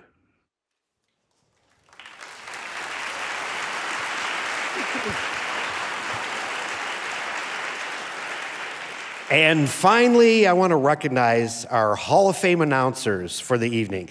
They are students from the Dan Patrick School of Sportscasting program. Please meet Denver Kay and Jordan Osborne. Hey, how's it going down there, Dave? Hey, you two, how you doing up there? Oh, man. Okay, I've got to bring something up real quick. I don't know what's going on with you and Gary switching places and then switching outfits. It's like we're in Hogwarts, not down here in Florida at Full Sail. Well, I'm sure glad you noticed, Denver, and it took quite some time getting into these outfits in between. I didn't want to wear Gary's tux. It didn't fit me. Yeah, I can understand that, man. And Jordan, how are you? Pretty good, pretty good. How about yourself? Very good, very good. How was your week? Unbelievable. The women's sporting event panel was amazing. What was your favorite panel? Yeah, probably the women in sports. That was really, really, really amazing. Oh, fantastic. Well, thank you both for being here. Let's give it up for Jordan and Denver one more time.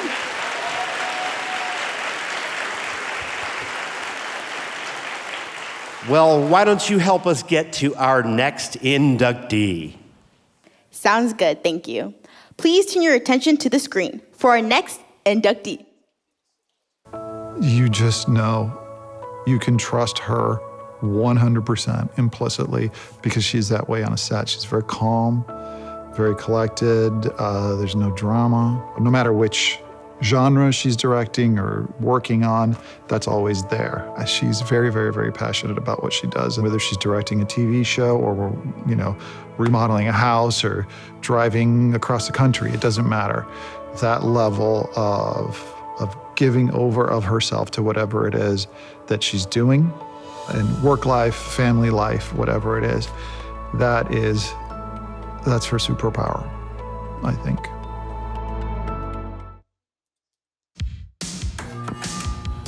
Growing up, I was very, very passionate about watching television shows. Like, it was always my thing. I loved being able to spend 24 hours a season with these characters. I felt very emotionally attached to them. I just want to be able to find that thing that's going to really connect with an audience, or for people who maybe don't have anything else other than their Thursday night at 8 p.m. And so that's a huge thing that I bring to every project.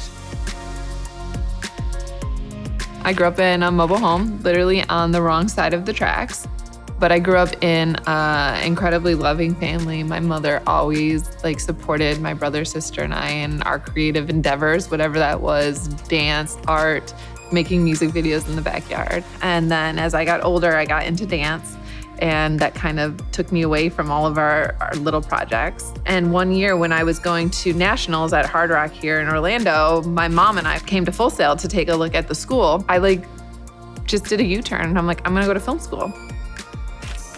As soon as the tour was over, I had kind of made my decision that this was the path that I wanted to go on. This is who I am, this is what I identify with, and I can't imagine not being a part of a stage and the lighting package and all these things that come together to make the TV shows that I make for a living.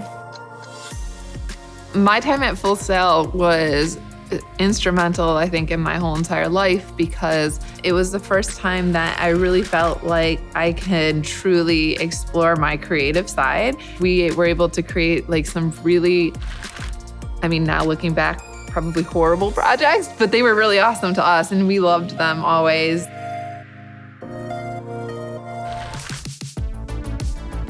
So the day after graduation, 7 of my closest friends and I, we all got into our cars and caravanned across the country. None of us had ever laid a foot in LA. We were completely clueless. It was like the real world with 1 girl and 7 guys, and we had people sleeping everywhere. I made it 1 year. 1 year to the day. And then I was like, I'm sorry guys, I love you, but I need to live by myself. So these storyboards here, this is actually from the very beginning of my career. And the director who actually directed this episode of television, it was for The Mentalist, John Showalter was the director. I directed his second unit. The whole thing was the car went over the side of a cliff. This is kind of a special sequence to me because it was a really, really big sequence. But I remember when I was directing on my episode of The Mentalist, Byzantium, I took a car over the cliff too. It was a really good learning experience for me. And so that when I got to do it on my own, I knew exactly what to do. The Mentalist changed my life, and I did it for over 150 episodes in over 7 years. Because of all their support and everything that they had taught me over the years, I was able to succeed, and so I'm forever grateful to them. Every month, I'm walking into a new show with 200 faces that are staring at me that all know each other very well and trust each other, and they're like, she probably doesn't know what she's doing. You have to make them believe in you, that you know what you're doing, you're not gonna overwork them, you're gonna have a plan, and if you can prove all those things to them and the talent, they will follow you up that mountain, no matter what it is. It was always a huge fear of mine being a a mom and working in the film industry because I knew I wanted to be a part of my kid's life, but I also didn't want to give up my career because it's what I've been working for my whole entire life. It's my dream, and it's quite literally coming true in front of my eyes right now. You have to do what you want to do, like what you are passionate about. Don't just go follow the money. Do what's right for you, for your family, for your soul. People getting to hear my story, I hope it gives them hope, because all you need is like a little bit of hope and a lot of hard work, and you'll be able to make it.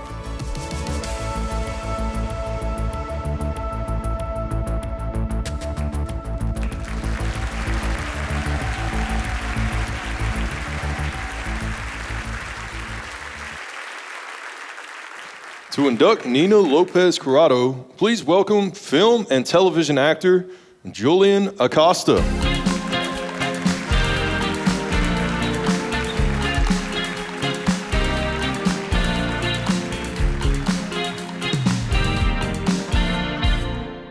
Good evening, everyone. Weirdos and introverts. Indeed. Indeed. So, before introducing your next Hall of Famer, there's a few other weirdos and introverts that I think have a message for her. Hello, Nina. I am so honored to be included in the group of people who get to honor you. Your wit is unmatched. Your complete, indomitable, let's figure this out spirit, along with that, like, classic Nina Midwestern accent, always made me feel, even in the depth of, oh my God, how are we going to do this, that it could be done. Nina is the person you want when things suck, because she makes them better and funny and achievable. You've built an incredible life and an incredible family. You're a genius business person on top of everything else, and I just love you. Nina. We've done almost 100 episodes of television together, and I have loved watching the trajectory of your career. You represent tenacity, perseverance, talent, mental toughness, grit, and you still maintain your ability to be that Nina that we all love and respect. Nina, hey, it's your old pal DJ Nash. I had them put the set back together for Delilah's living room, and I wanted to wish you the best. Congratulations. I heard you got inducted into the Hall of Fame. That's amazing. Listen, even though you left the show a couple seasons ago, we still talk about you all the time, specifically Sunday nights at the support group. Oh my God, it's just, it's been so hard, just trying to move on. You mean because the series is over? Oh, no, God, no. No, honestly, it was beyond time for that thing to end. Totally. I mean, how many bad things can happen to one group of friends? We were supposed to be friends? I'm talking about trying to forget what it was like on that set. I know. I mean, we'd have to do a really emotional scene. And, I really try to submerge myself in the character, make their lives my own. And just when you think that, you're ready, you're there, you would hear Nina yell, "Action! Action! Action! Action!" So loud. So loud. Hold up. If we're supposed to be friends, why were we meddling in each other's shit? Why did Nina need to yell action so loudly? I don't know, maybe because the show was filmed in Vancouver, but our showrunner was watching from a feed in LA all the time.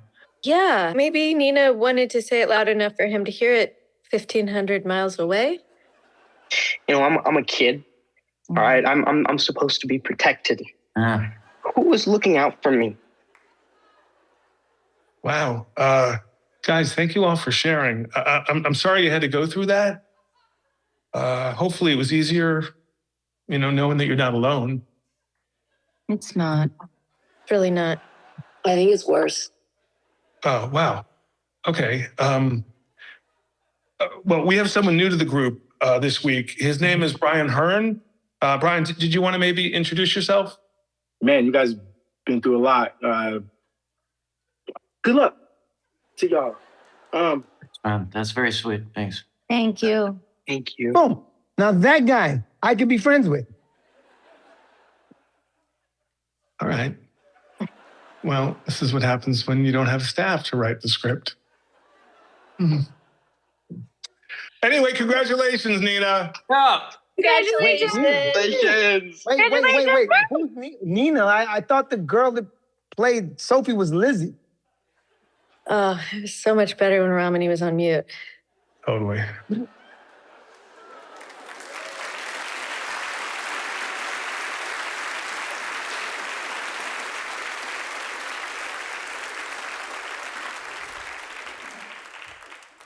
It's always a great pleasure when you get to do something for the greatest person you've ever met.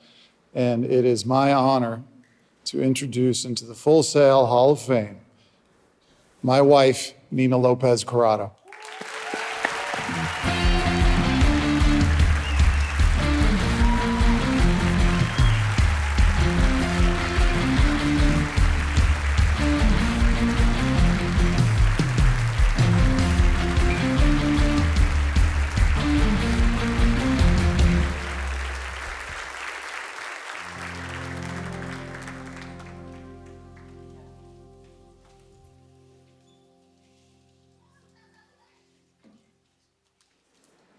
And action! The group meets on Saturday nights, I guess, so. Oh, all right. Hi, everyone. I'm also not off book. If I were one of my own actors, I'd fire them. Okay, I want to begin by saying that thank yous are never enough. Having said that, I would like to thank all of my Full Sail instructors. There are too many of them that impacted my life in very big ways to name them, and I don't want to forget any of them.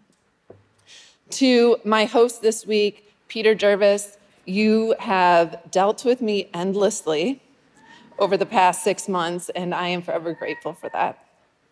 That is my child crying in the background. And I'm pretty sure you're gonna hear soon, Mama, hold me. I'm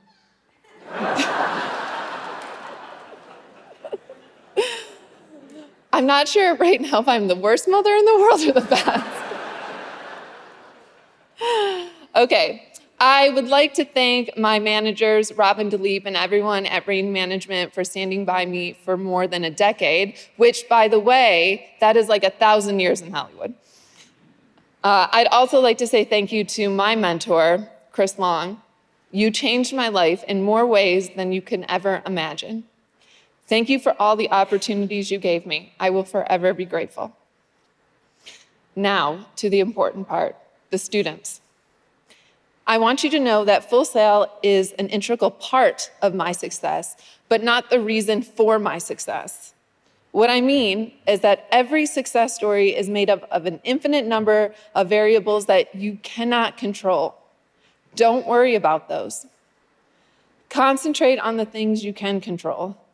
Your education, your work ethic, your determination, nurturing your talent, and your commitment to the craft. You will never get your time at Full Sail back. What I can tell you about my time at Full Sail is that I squeezed it for the most I could possibly get for every opportunity that came my way. I worked on every project and every opportunity that I had, every weekend, every day, every night, because our instructors kept on telling us to do stuff. And I thought it was fun. I loved doing it. I wanted to be nowhere else. And because I wanted to get my money's worth. And I did. Good luck to you all. I wish you nothing but success, and I cannot wait to see you on this stage one day. Speaking of success, mine would not be possible without my family. First and foremost, my parents. They have literally followed me around the country, even to this day, watching my daughter while I am working. I am so grateful for you guys. To my father, Sam Corrado, who quite literally broke his back installing floors in people's homes to keep a roof over our heads. I love you, Dad.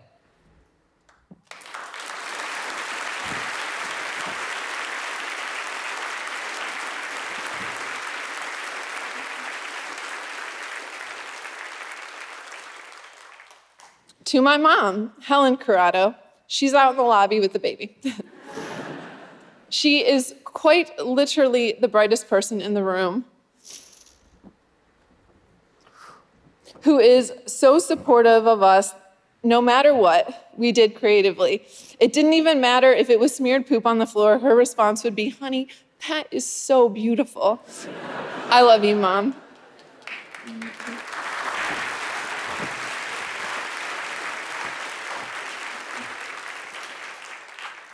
To my brother and sister, Sammy and Ava, for putting up with me, for loving me, for allowing me to boss you around for all these years, and for allowing me to participate in your movies that helped me decide that this is what I wanted to do for the rest of my life. I love you guys too.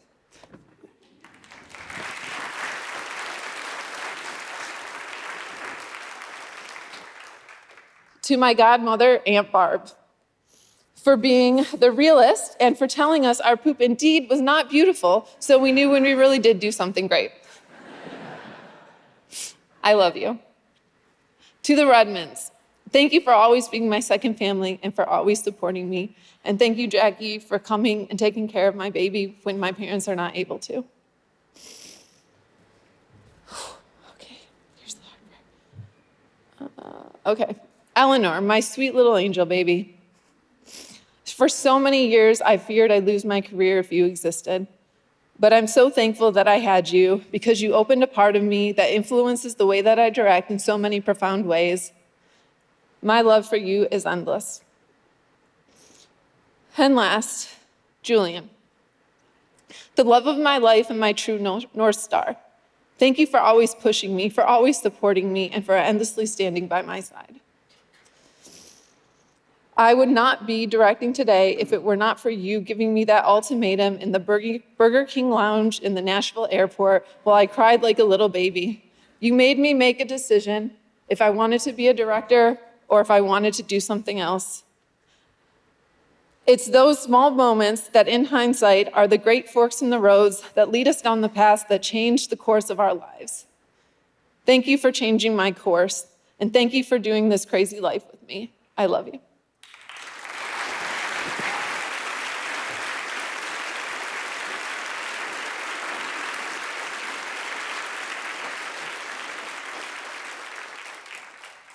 Lastly, I want the students to know that I shouldn't be standing here. No one in their right mind would have gone to one of my classes, pointed at me and said, that one right there, she'll be successful. But I just kept on working, I kept on dreaming, I kept on pushing forward, and with a lot of hard work and a ton of luck, I am where I am today. But this is my journey. You have to find your own. Along the way, please remember that success means what you decide it means. It's not what someone else tells you it should be. No one, absolutely no one, can create or define you. That can only come from you. I wish you all the success. Thank you to Full Sail, Gary Jones, Dave Franco, and all of the alumni. This is for you.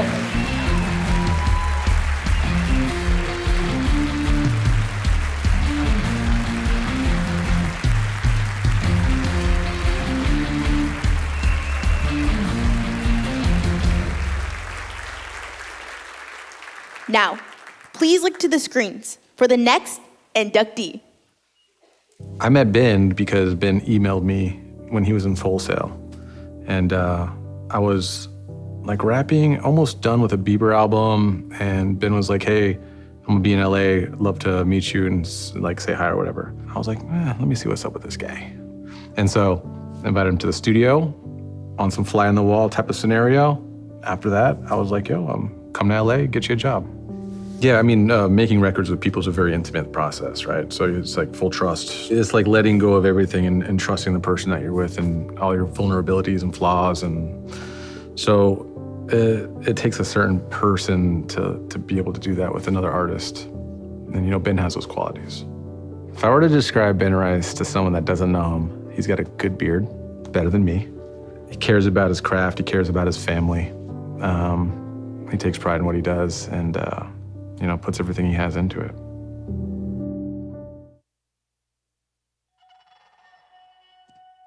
Wow, it has been a minute. Last time that I was in this room was for my final project.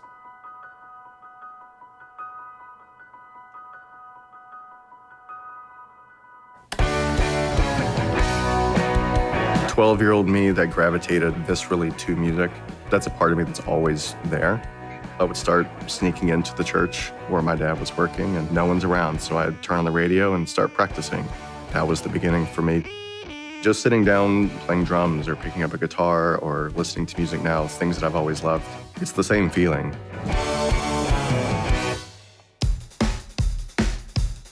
My high school had this mentorship program. They encourage you to find an employer in that career field and ask their permission to shadow at their place of employment. So I looked up recording studios and lo and behold, there were a few. And that was kind of the next hook. First time seeing a control room, which at the time seems like a spaceship. Nothing makes any sense. There's all these knobs and buttons and lights. The activity on both sides of the glass, the producer and the engineer doing their job and the band setting up. And they took me under their wing and we just had shared interests, a shared love for creating, recording, making music. But at a certain point, it started to feel like I wanted something else. My younger brother had already joined the Army, and that was something that was very inspiring to me. So I quietly started thinking about a career in the military as well. I had an injury and had a medical discharge a few years into my career, and then found myself back at this place of, what do I do now? How do I find my way back to music? And that's when I started looking into Full Sail. And one thing led to another. We came and toured, and I knew that this was where I wanted to kind of start my life over again. My wife and I found out that we're pregnant, and we're gonna be moving here and starting this new phase in our life. My son was born April 7th. I remember the class because I remember the test that I had to make up. That's a day that's hard to describe. It's the best day in the world. Your whole life changes.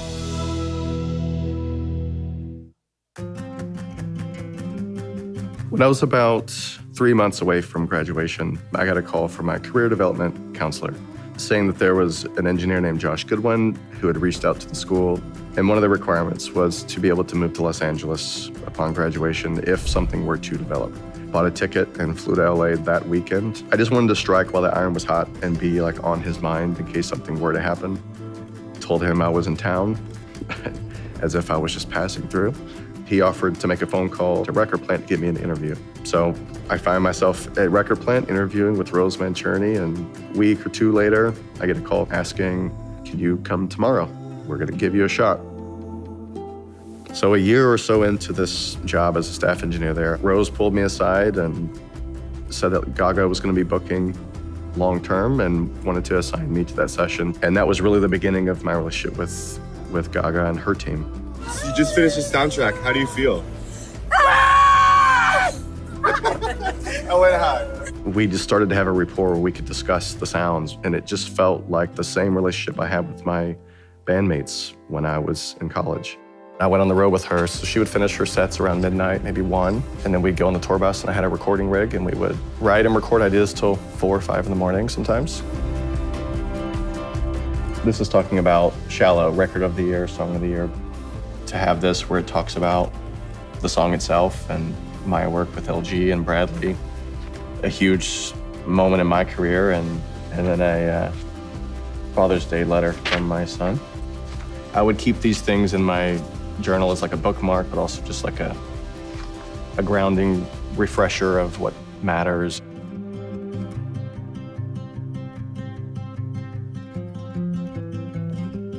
Julia Michaels and myself wrote all the songs for this movie. It's a movie called Wish.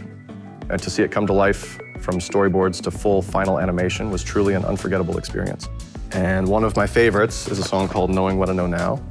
And as drums being my first instrument, I really wanted this song to have a lot of that. So I felt free, like, yeah, why don't I just do lots and lots of drums? So Julia had an idea in the bridge of, what if we speed up and kind of get nuts with drums? And that sparked something in me, and I was like, okay, cool, let's go up 10 BPM. I went over to my drums, played a bunch of like tom fills, And that really just took the song in a direction that it really needed to go. It kind of reignited a passion in me and a love for how would I approach this as a musician on this song. I need to play something. And so it really forced me to dive back into those roots.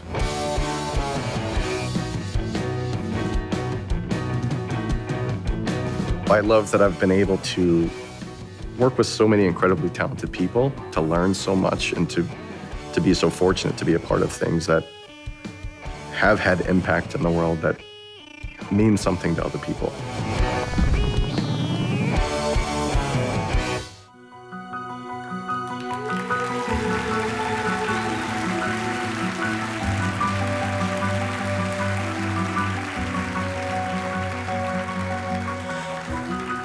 To introduce Benjamin Rice, please welcome producer, composer, and mix engineer, Full Sail Hall of Famer, Josh Goodwin.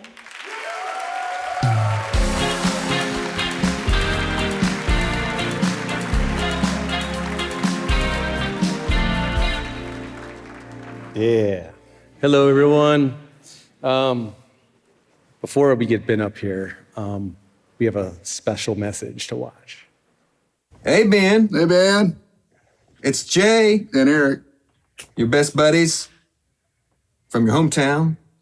We just wanted to say congrats about getting into the Hall of Fame. We're proud of you. We wish we could be there to celebrate with you, and we just appreciate all we've learned from you. I mean, lots of things. Like, here's some stuff we've learned from Ben. Like this EQ curve. This is called a plug-in. Yep. And that EQ curve, it's the smiley face. Eric uses that on a lot of stuff. Everything. It's like the first thing you do. Yeah, it works on everything. And then like on the master bus, you put it on that smiley face.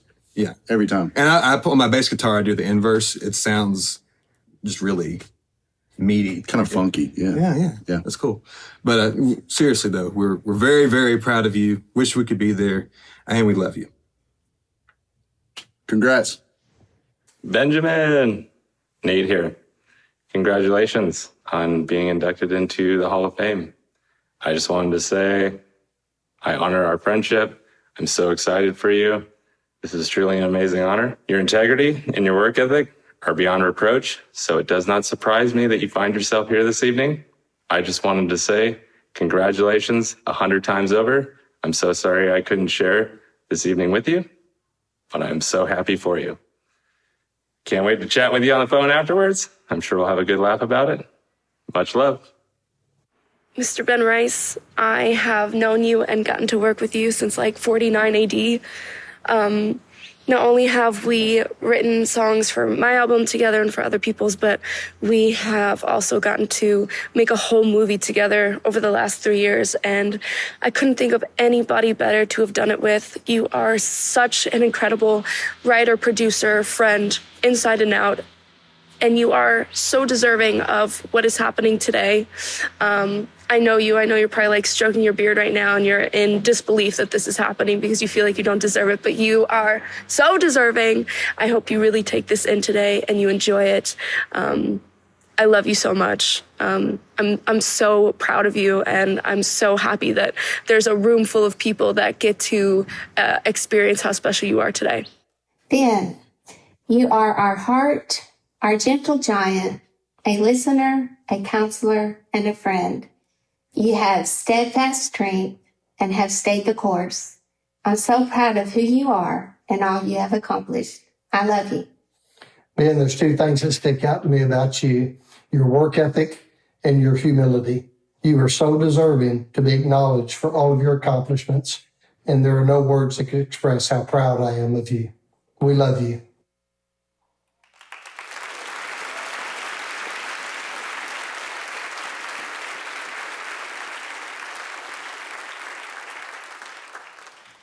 Tonight we open up the books. It's my honor to induct Benjamin Rice into Full Sail University's Hall of Fame.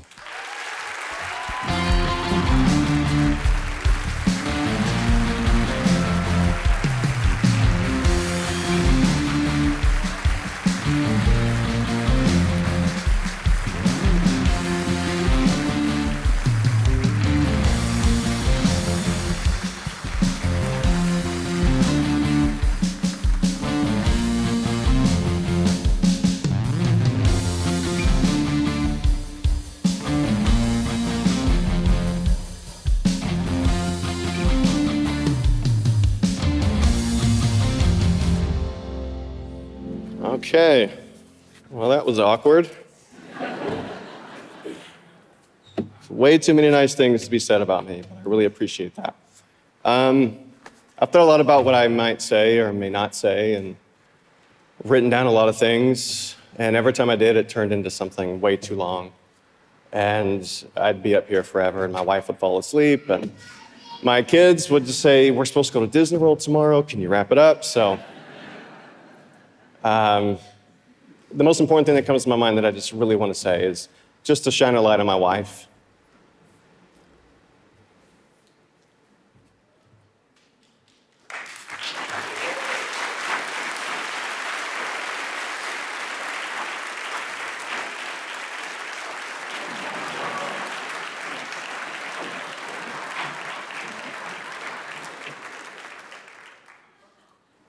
Doesn't count for crying if you just stop, you know what I mean? I wouldn't be here without her. We wouldn't have been able to raise our family and pursue our dream at the same time.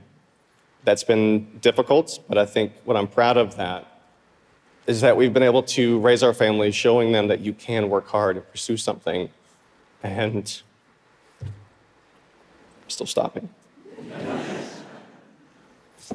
I wrote stuff down, but I can't read it, so I'm just kind of winging it. To show them what's possible. Chase your dreams, work really hard. I'm very moved to see those videos from my dear friends. My bandmates were super important to me, still are. That really shaped kind of how I view music today. Loving and appreciating both sides of the glass as a performer, as a producer, as a writer, as someone helping capture someone else's vision, as someone trying to create it yourself. And I learned that with my bandmates. Something happened in my life where I just felt the itch to do something more, follow my brother's footsteps. I wanted to join the Army and do something important. I chose to join the infantry, and I wanted to be a paratrooper. Airborne.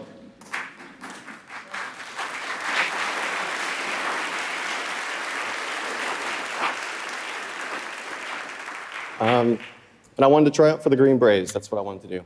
So Nathan, who you just heard from, is one of my best friends in my entire life. I met him in that process. I was successful in getting into the Special Forces with Nathan. Months into our training after that, I had an injury and a medical discharge, and that part of my life, unfortunately, came to a close. I've celebrated him. He still serves today. That's why we're still so close, and he'll give me a good laugh about this later. Telling me I should have been stronger, not cry. But that's okay. I love you, Nathan. I just love my wife, my kids. I just want to do the best I can. I want to honor them. I think my job is really important in the sense that I get to serve other people, serve their vision, serve the artists. Ideally make something that's important, not to just the artist or myself, but to other people, whatever that may be. I have to thank Josh. I want to give you a special thank you. I know I've said thank you to you a lot in my life. If it wasn't for you, I wouldn't have moved to LA in the first place. I did buy that plane ticket and skip school, and I don't think you knew that. I just showed up like I was just passing through. I had that much respect for you then, and even more now. Was it not for you, I would not have moved there. But beyond that, if it wasn't for you, I wouldn't have had such a stellar example of how to carry yourself, how to be excellent. And you've poured excellence into my life still to this day. You and your wife, Buffy, y'all have both helped shape my career. Y'all have helped just bring me along, and when I've needed the help, you're always there. So I really appreciate it. Love you, bro.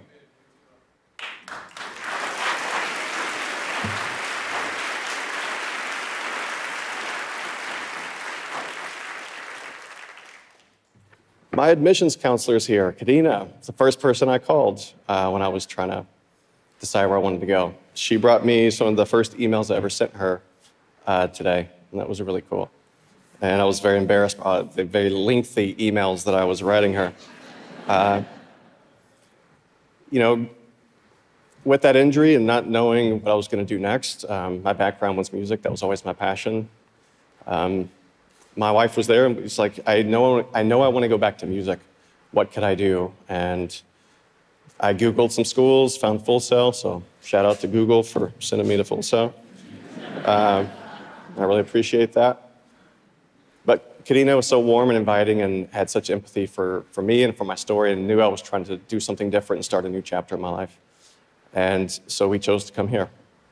Thank you for doing that. Yeah, like it said maybe in that video, I can't remember, I kind of blacked out halfway through. My wife and I found out we were pregnant on the way to move here. That's why I love her so much. She's so strong. That's not an easy thing to do, to be a student. Coming out of the military and to raise a child and to be a full-time student with no family, no friends, just kind of figuring it out. And that's kind of been our path, and she's always been that for us.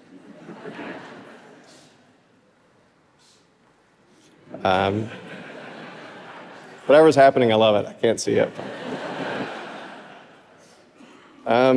My son, who's 13, is here today. He was born here. I've always been a motivated and driven person, and having him in my life has made me more motivated and driven than I could have ever imagined. And now my daughter, who was born in Los Angeles, where we live now, it's the same thing. It's the love of my life to raise them and to have them experience moments like this and to see what's possible if you just work hard, be kind, and just do your best for people. To do the sleepless nights, to do whatever it takes to be the best that you can. I'm fortunate to be in a place in my career now where I can spend more time with them, try to make up for the time that I lost, and I'm very appreciative of that. I have to thank my teachers, obviously. Otherwise, I wouldn't have learned anything while I was here. So, thank you for your time, for letting me pester you and ask you extra questions. Thank you for coming up to me when I've come back to visit and sharing your heart and your thoughts and being there for me once again, and for showering me with your compliments that I'm not good at accepting, but I really appreciate that every single time. My early mentors, Greg White and Frank Pryor, the first studio I ever was a runner at, was an intern at, showed me the ropes, still friends of mine to this day. I learned so much from them, so thank you. To Rose Mancherney, the boss lady, record plant, always will be. I was so lucky that I got to work under her. And thank you to Josh for setting up that interview so I could convince her to please hire me, and she did. And that changed my career as well. She's been, she has shaped the music industry in more ways than one, and I'm one of those people, and I thank you, Rose, for what you've done for me and for so many others. Gary and Isis, your house is very nice, and I had a great time last night. Yeah.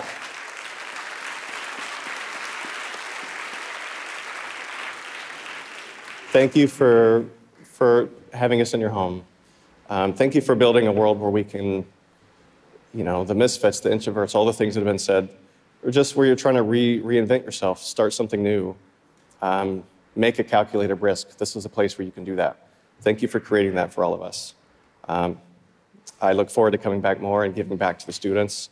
What Josh has done for me and what so many other people have done for me, it's my duty to pay that forward, so I look forward to doing more of that to the students. To my mom and dad, I love you very much. Thank you for that video. My mom's been battling cancer for a long time, and my strength, comes a lot from watching her strength and watching how they carry themselves. I'm gonna stop. One more time. It's the last time, I promise. To my in-laws, Mark and Tony, for welcoming me into your family from the very beginning, for always being there with us, for being there with us today, for watching the kids for us so we can have a good time. I really appreciate everything that you do for us, and I love you all very much too. I have to thank Lady Gaga and Bradley Cooper and Julia Michaels and all the just amazing people that have empowered me, given me a chance. I went from assistant engineer with Gaga to one conversation and a high five, and I was her engineer the next day, and it built for years after that. And I've been so fortunate to make things I'm so proud of with people like her, with people like Bradley, who have treated me as an equal, who have given me respect, and who have motivated me to always do my best for them. Same for Julia, who's become one of my best friends. Someone who, when I need to be picked up, she picks me up. When she needs to be picked up, I pick her up. And to be able to have a collaborative friendship where we can create something that we really do love together, it's very, very special. There's a lot of artists that I could say that about, but I definitely want to give a very special shout out to them. Tell you that I love you very much, and I can't wait to get back to work as soon as I'm back. I promise I'm coming back, and we're going to get back to work. To the students, just do your best. Be kind, be humble. Pick the brains of your teachers. If I'm a guy from a small town who has had to reinvent himself a few times, tried things, worked hard. If I can do this, I mean, whatever this is, I don't know what's even going on anymore or how I'm here, but success can be anything. It's not about awards. It's not about fame. It's about the journey along the way. It's about all the little moments. It's about growing, finding yourself, and making those around you better. And I've been very, very lucky to be surrounded by people who have always made me better. So thank you very much. And I'm done. That's it.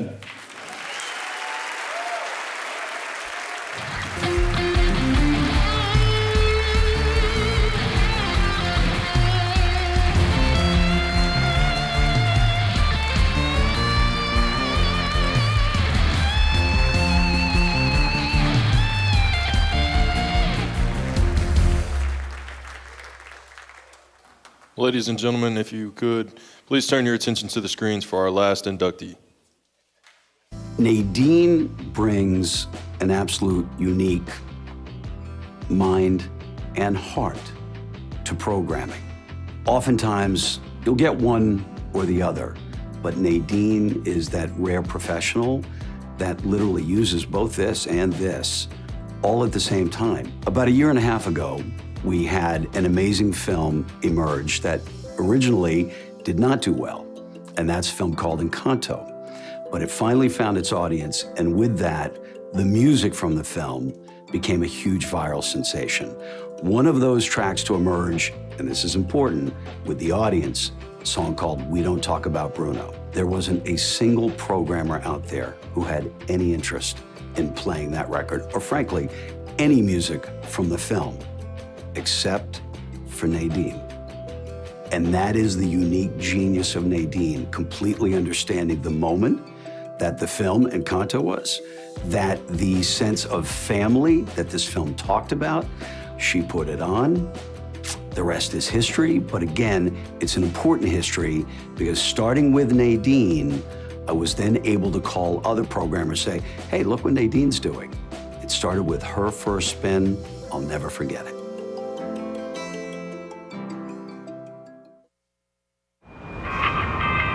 Growing up in a Puerto Rican household in New York, I mean, music was the heart of everything.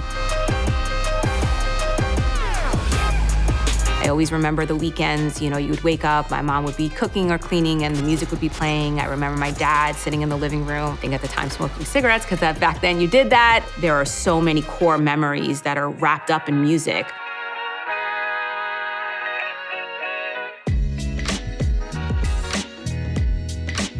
I just felt like for me, music as a child was just always something that like I couldn't live without. So I would find a new artist, Madonna, Janet Jackson, New Kids, but I would be listening to lyrics. I would be looking at producers. I had to know every little bit about it, where I feel like no one else really cared. As much as I loved it throughout my childhood and being a young adult, I had zero clue that it would ever be an option until I came to the behind the scenes tour at Full Sail.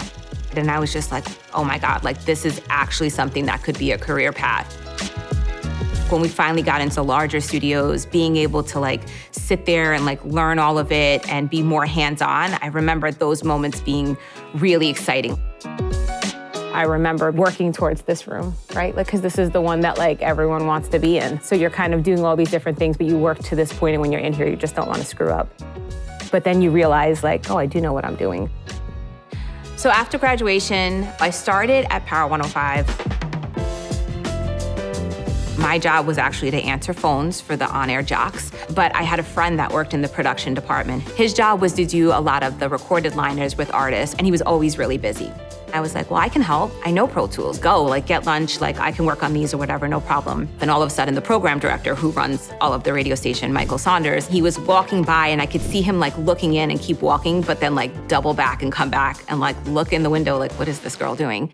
And he was like just amazed by like the story and like what I had been doing, because to most I was just answering phones in one of the studios. And actually was the beginning of probably one of the most impactful relationships I've ever had, both professionally and personally, because he ended up being like a huge mentor for me. He sat me at tables that most probably thought I shouldn't have been sitting at.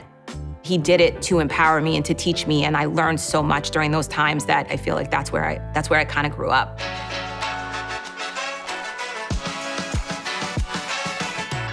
Born and raised in New York, Jay-Z was hip hop to me. This was probably one of those moments where I was like, oh wow, like this is it. You can see I was like such a baby, and yet here I am in like the #1 market at one of the #1 stations in the country with the #1 artist.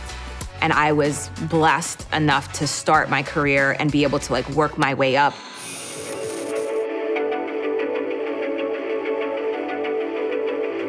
So I'm the Vice President of Programming and Artist Relations at Music Choice. We get to break new artists, play new music, play some of the hits, and really just curate the music experience. And then I hope to be able to present the artists and the music in a way that really allows the listeners to connect. When I get on calls and they're playing me something that no one's heard before, that you know is gonna change the way people listen to music, break new boundaries, those are the moments that remind me why I do it.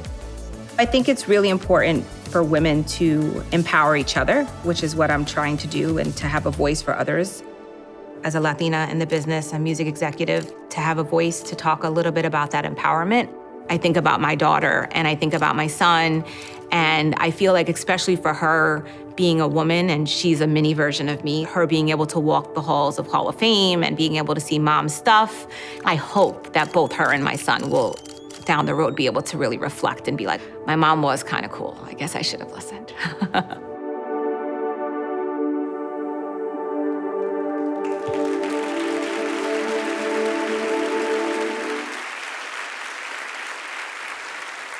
To induct Naen Santos, please welcome Scott Fink, Executive Vice President of Promotions, Disney Music Group.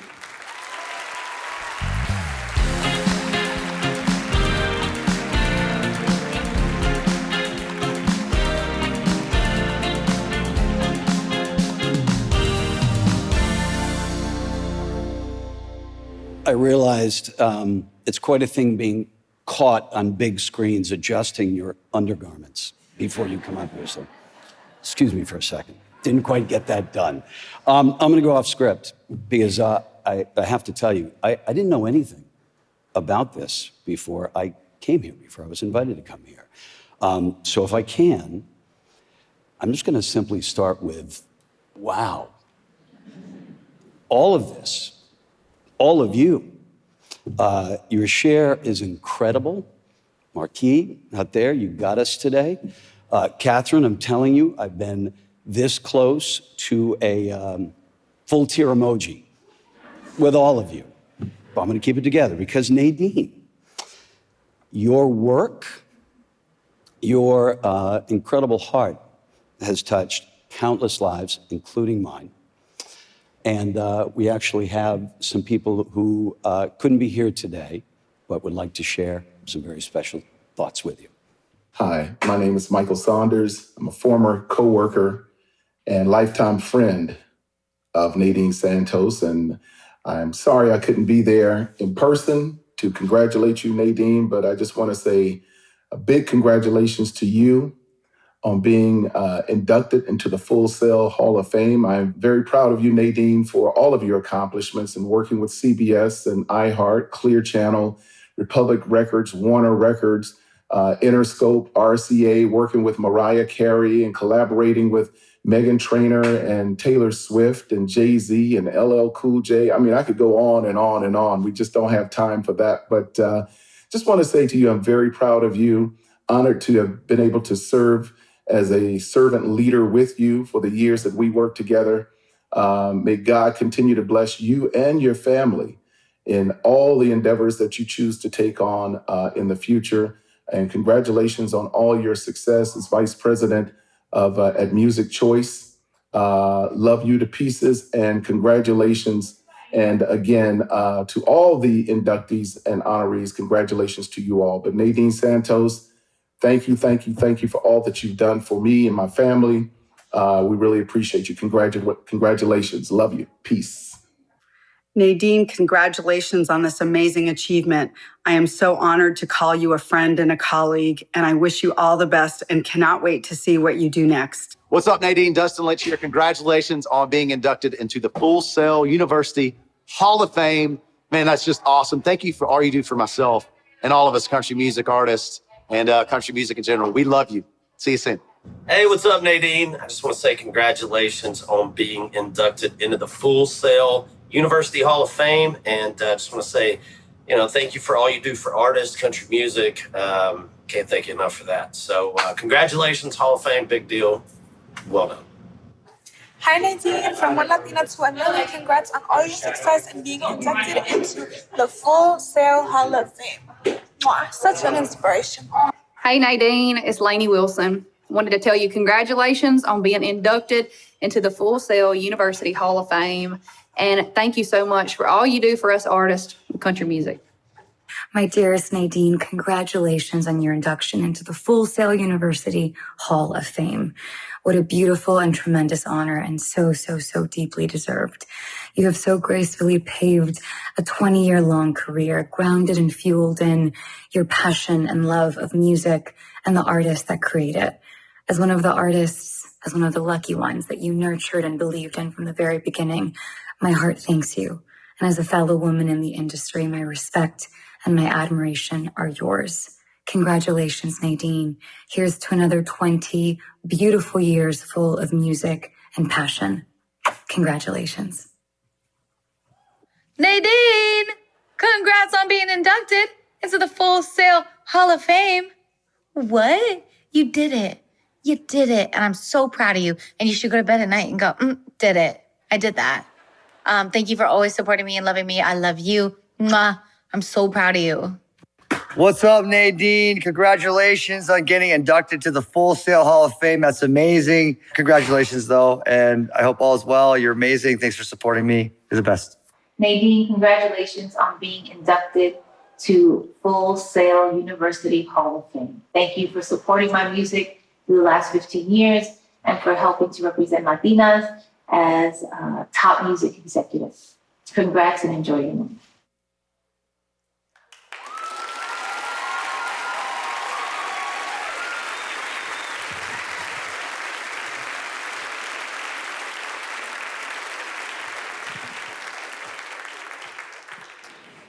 And now, it's my incredible honor to induct Charlotte and Santiago's mom, Naen Santos, into Full Sail University's Hall of Fame.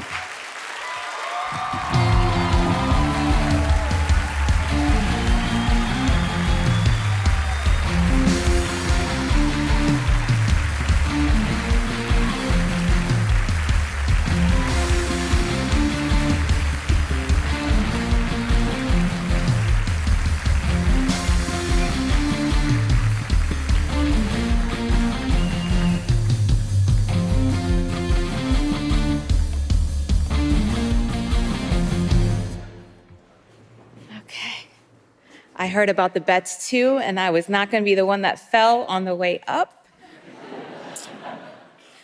But I do appreciate the tip of stopping, and it doesn't count as crying, so I'll keep that one in mind too. So I grew up in a family that embraced the love of our culture and our music, and it was no surprise that I loved music the way that I did. I never could imagine that those early days would shape what was to come in my future until I walked through these doors at Full Sail. And all of a sudden, it just became possible. When I first came to tour the campus in '99, I was slightly broken. I remember being so passionate and yet so lost, so excited about my future, but yet no clue where to begin.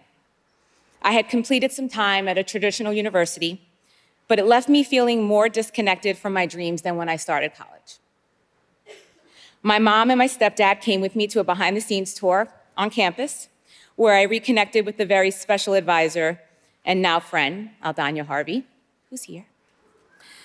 For the first time, I felt like I was surrounded by people who just got the crazy passion that I had for music and the way it could change everything in the moment, from a drop of a beat or a lyric in a song, and the heart you felt from a true artist. And somehow this could be what I did for a living was so mind-blowing, but now it was possible. After more than 20 years in the music business, from radio to television, my career has led me through the most unbelievable experiences, working with the most passionate teams and executives at some of the greatest companies and with artists that I had admired forever. The record labels who once turned me away, as I spent those days in the city with my mom, handing out my resume and packages, just trying to get a chance, now they were having me in their recording sessions and their artist showcases. They were asking for my opinion on new music, new artists, or new songs in their quest to find the next big hit. You know, those rejection letters from those early days were my motivation that one day it would change.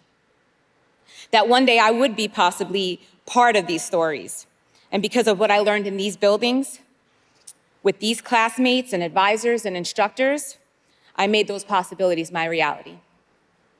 And it wasn't always easy. Actually, there were times I didn't think I'd make it to the next chapter, sleeping in Penn Station, waiting on the next train in the morning to get home after a late session or event, being overlooked and disregarded because I had everything working against me in some eyes. I was young, I was Latin, and I was a female. And that combo wasn't opening many doors when I started. But those days shaped me, and they reminded me of what I needed to do for others when I was given the chance. In the words of the great Michelle Obama, when you've worked hard and done well and walked through that doorway of opportunity, you don't slam it shut behind you. You reach back and you give others the same chances that helped you succeed.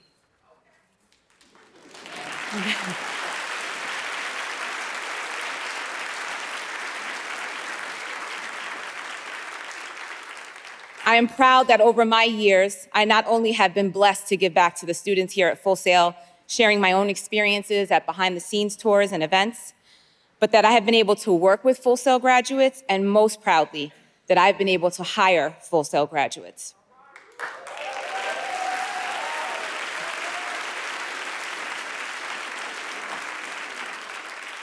The fact that I had the opportunity to continue to give back to a place that's given me so much will leave me forever humbled.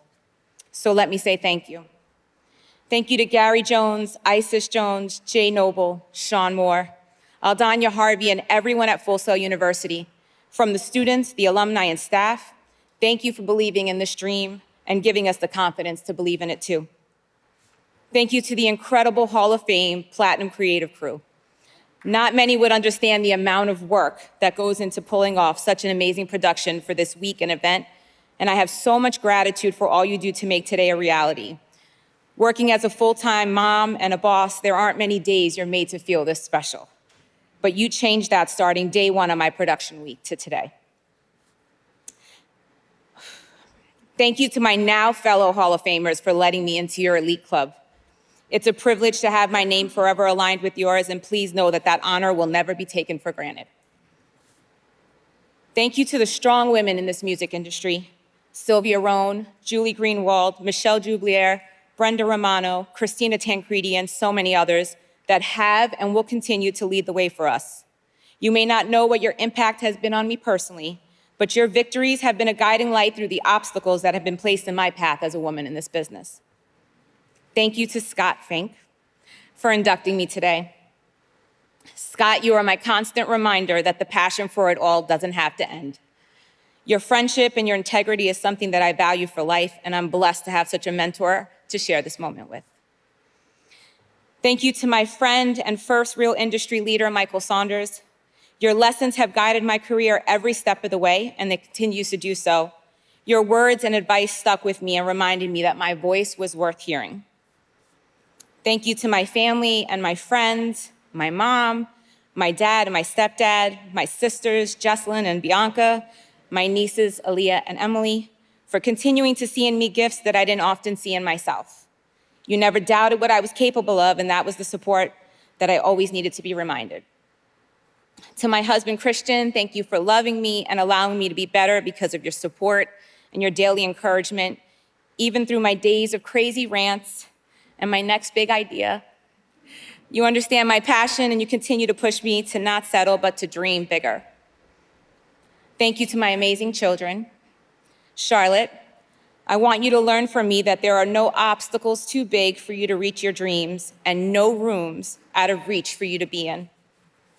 I hope my voice reminding you of that will be louder than anyone else's who might try to tell you different. You take your seat at that table, Charlie.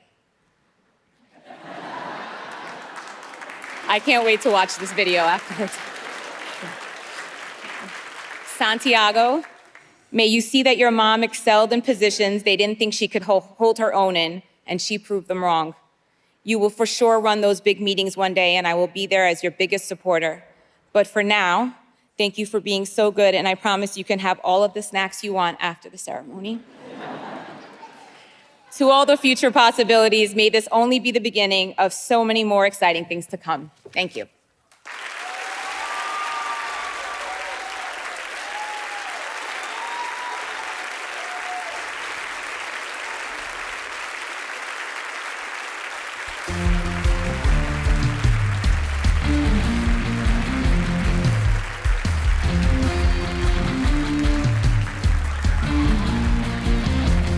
Now, please welcome back to the stage, Dr. Dave Franco. Woohoo! Hey! It is so good to be back here again. Thank you so much for your time. It's been a great week. It's been a wonderful sessions. And I can't thank you enough for sitting out here too outside. I know it's been very hot, right? We've got a lot of things going on. We've got the block party coming up. But we can't thank our alumni and all of our Hall of Fame friends for coming back and sharing their wisdom with you. Thank you so much. Don't forget, we've got the block party coming up next. Who's here for the block party? Yes. And we've got like 180 prizes we're going to be giving out. We've got a full crew. And guess what? Some of our Hall of Famers are going to help us come up on this stage and get those prizes to you. So don't go anywhere, and I'm gonna throw it back to our main stage. Holy cats. Were you here for those incredible speeches?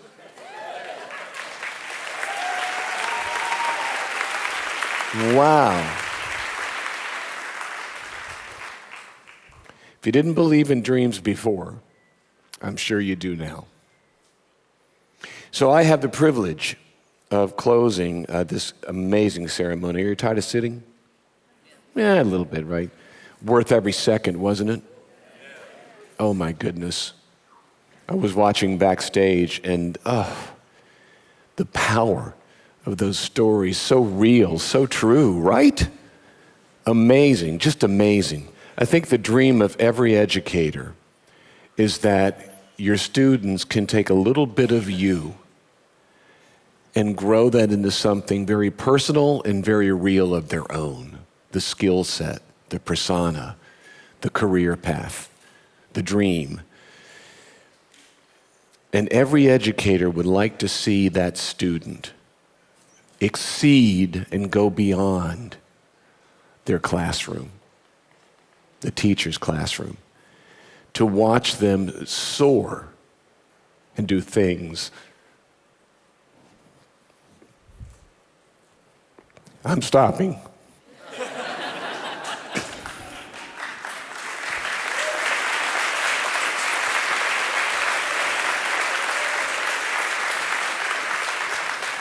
And that's what today has been about. It's about the stories of these incredible 6 inductees, just like the stories of the other graduates in this room, that took a little bit from a lot of people and built their own life around that and put their own skills and their own persona. So hats off to our teachers here at Full Sail, and hats off to these amazing, amazing graduates today. 6 inductees, what you have done, Hall of Famers, time and time and time again.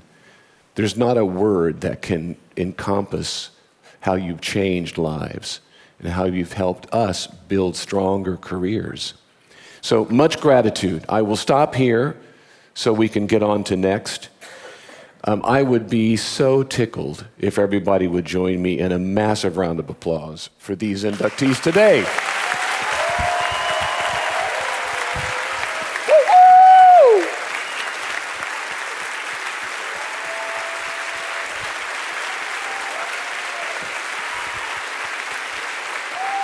Wow.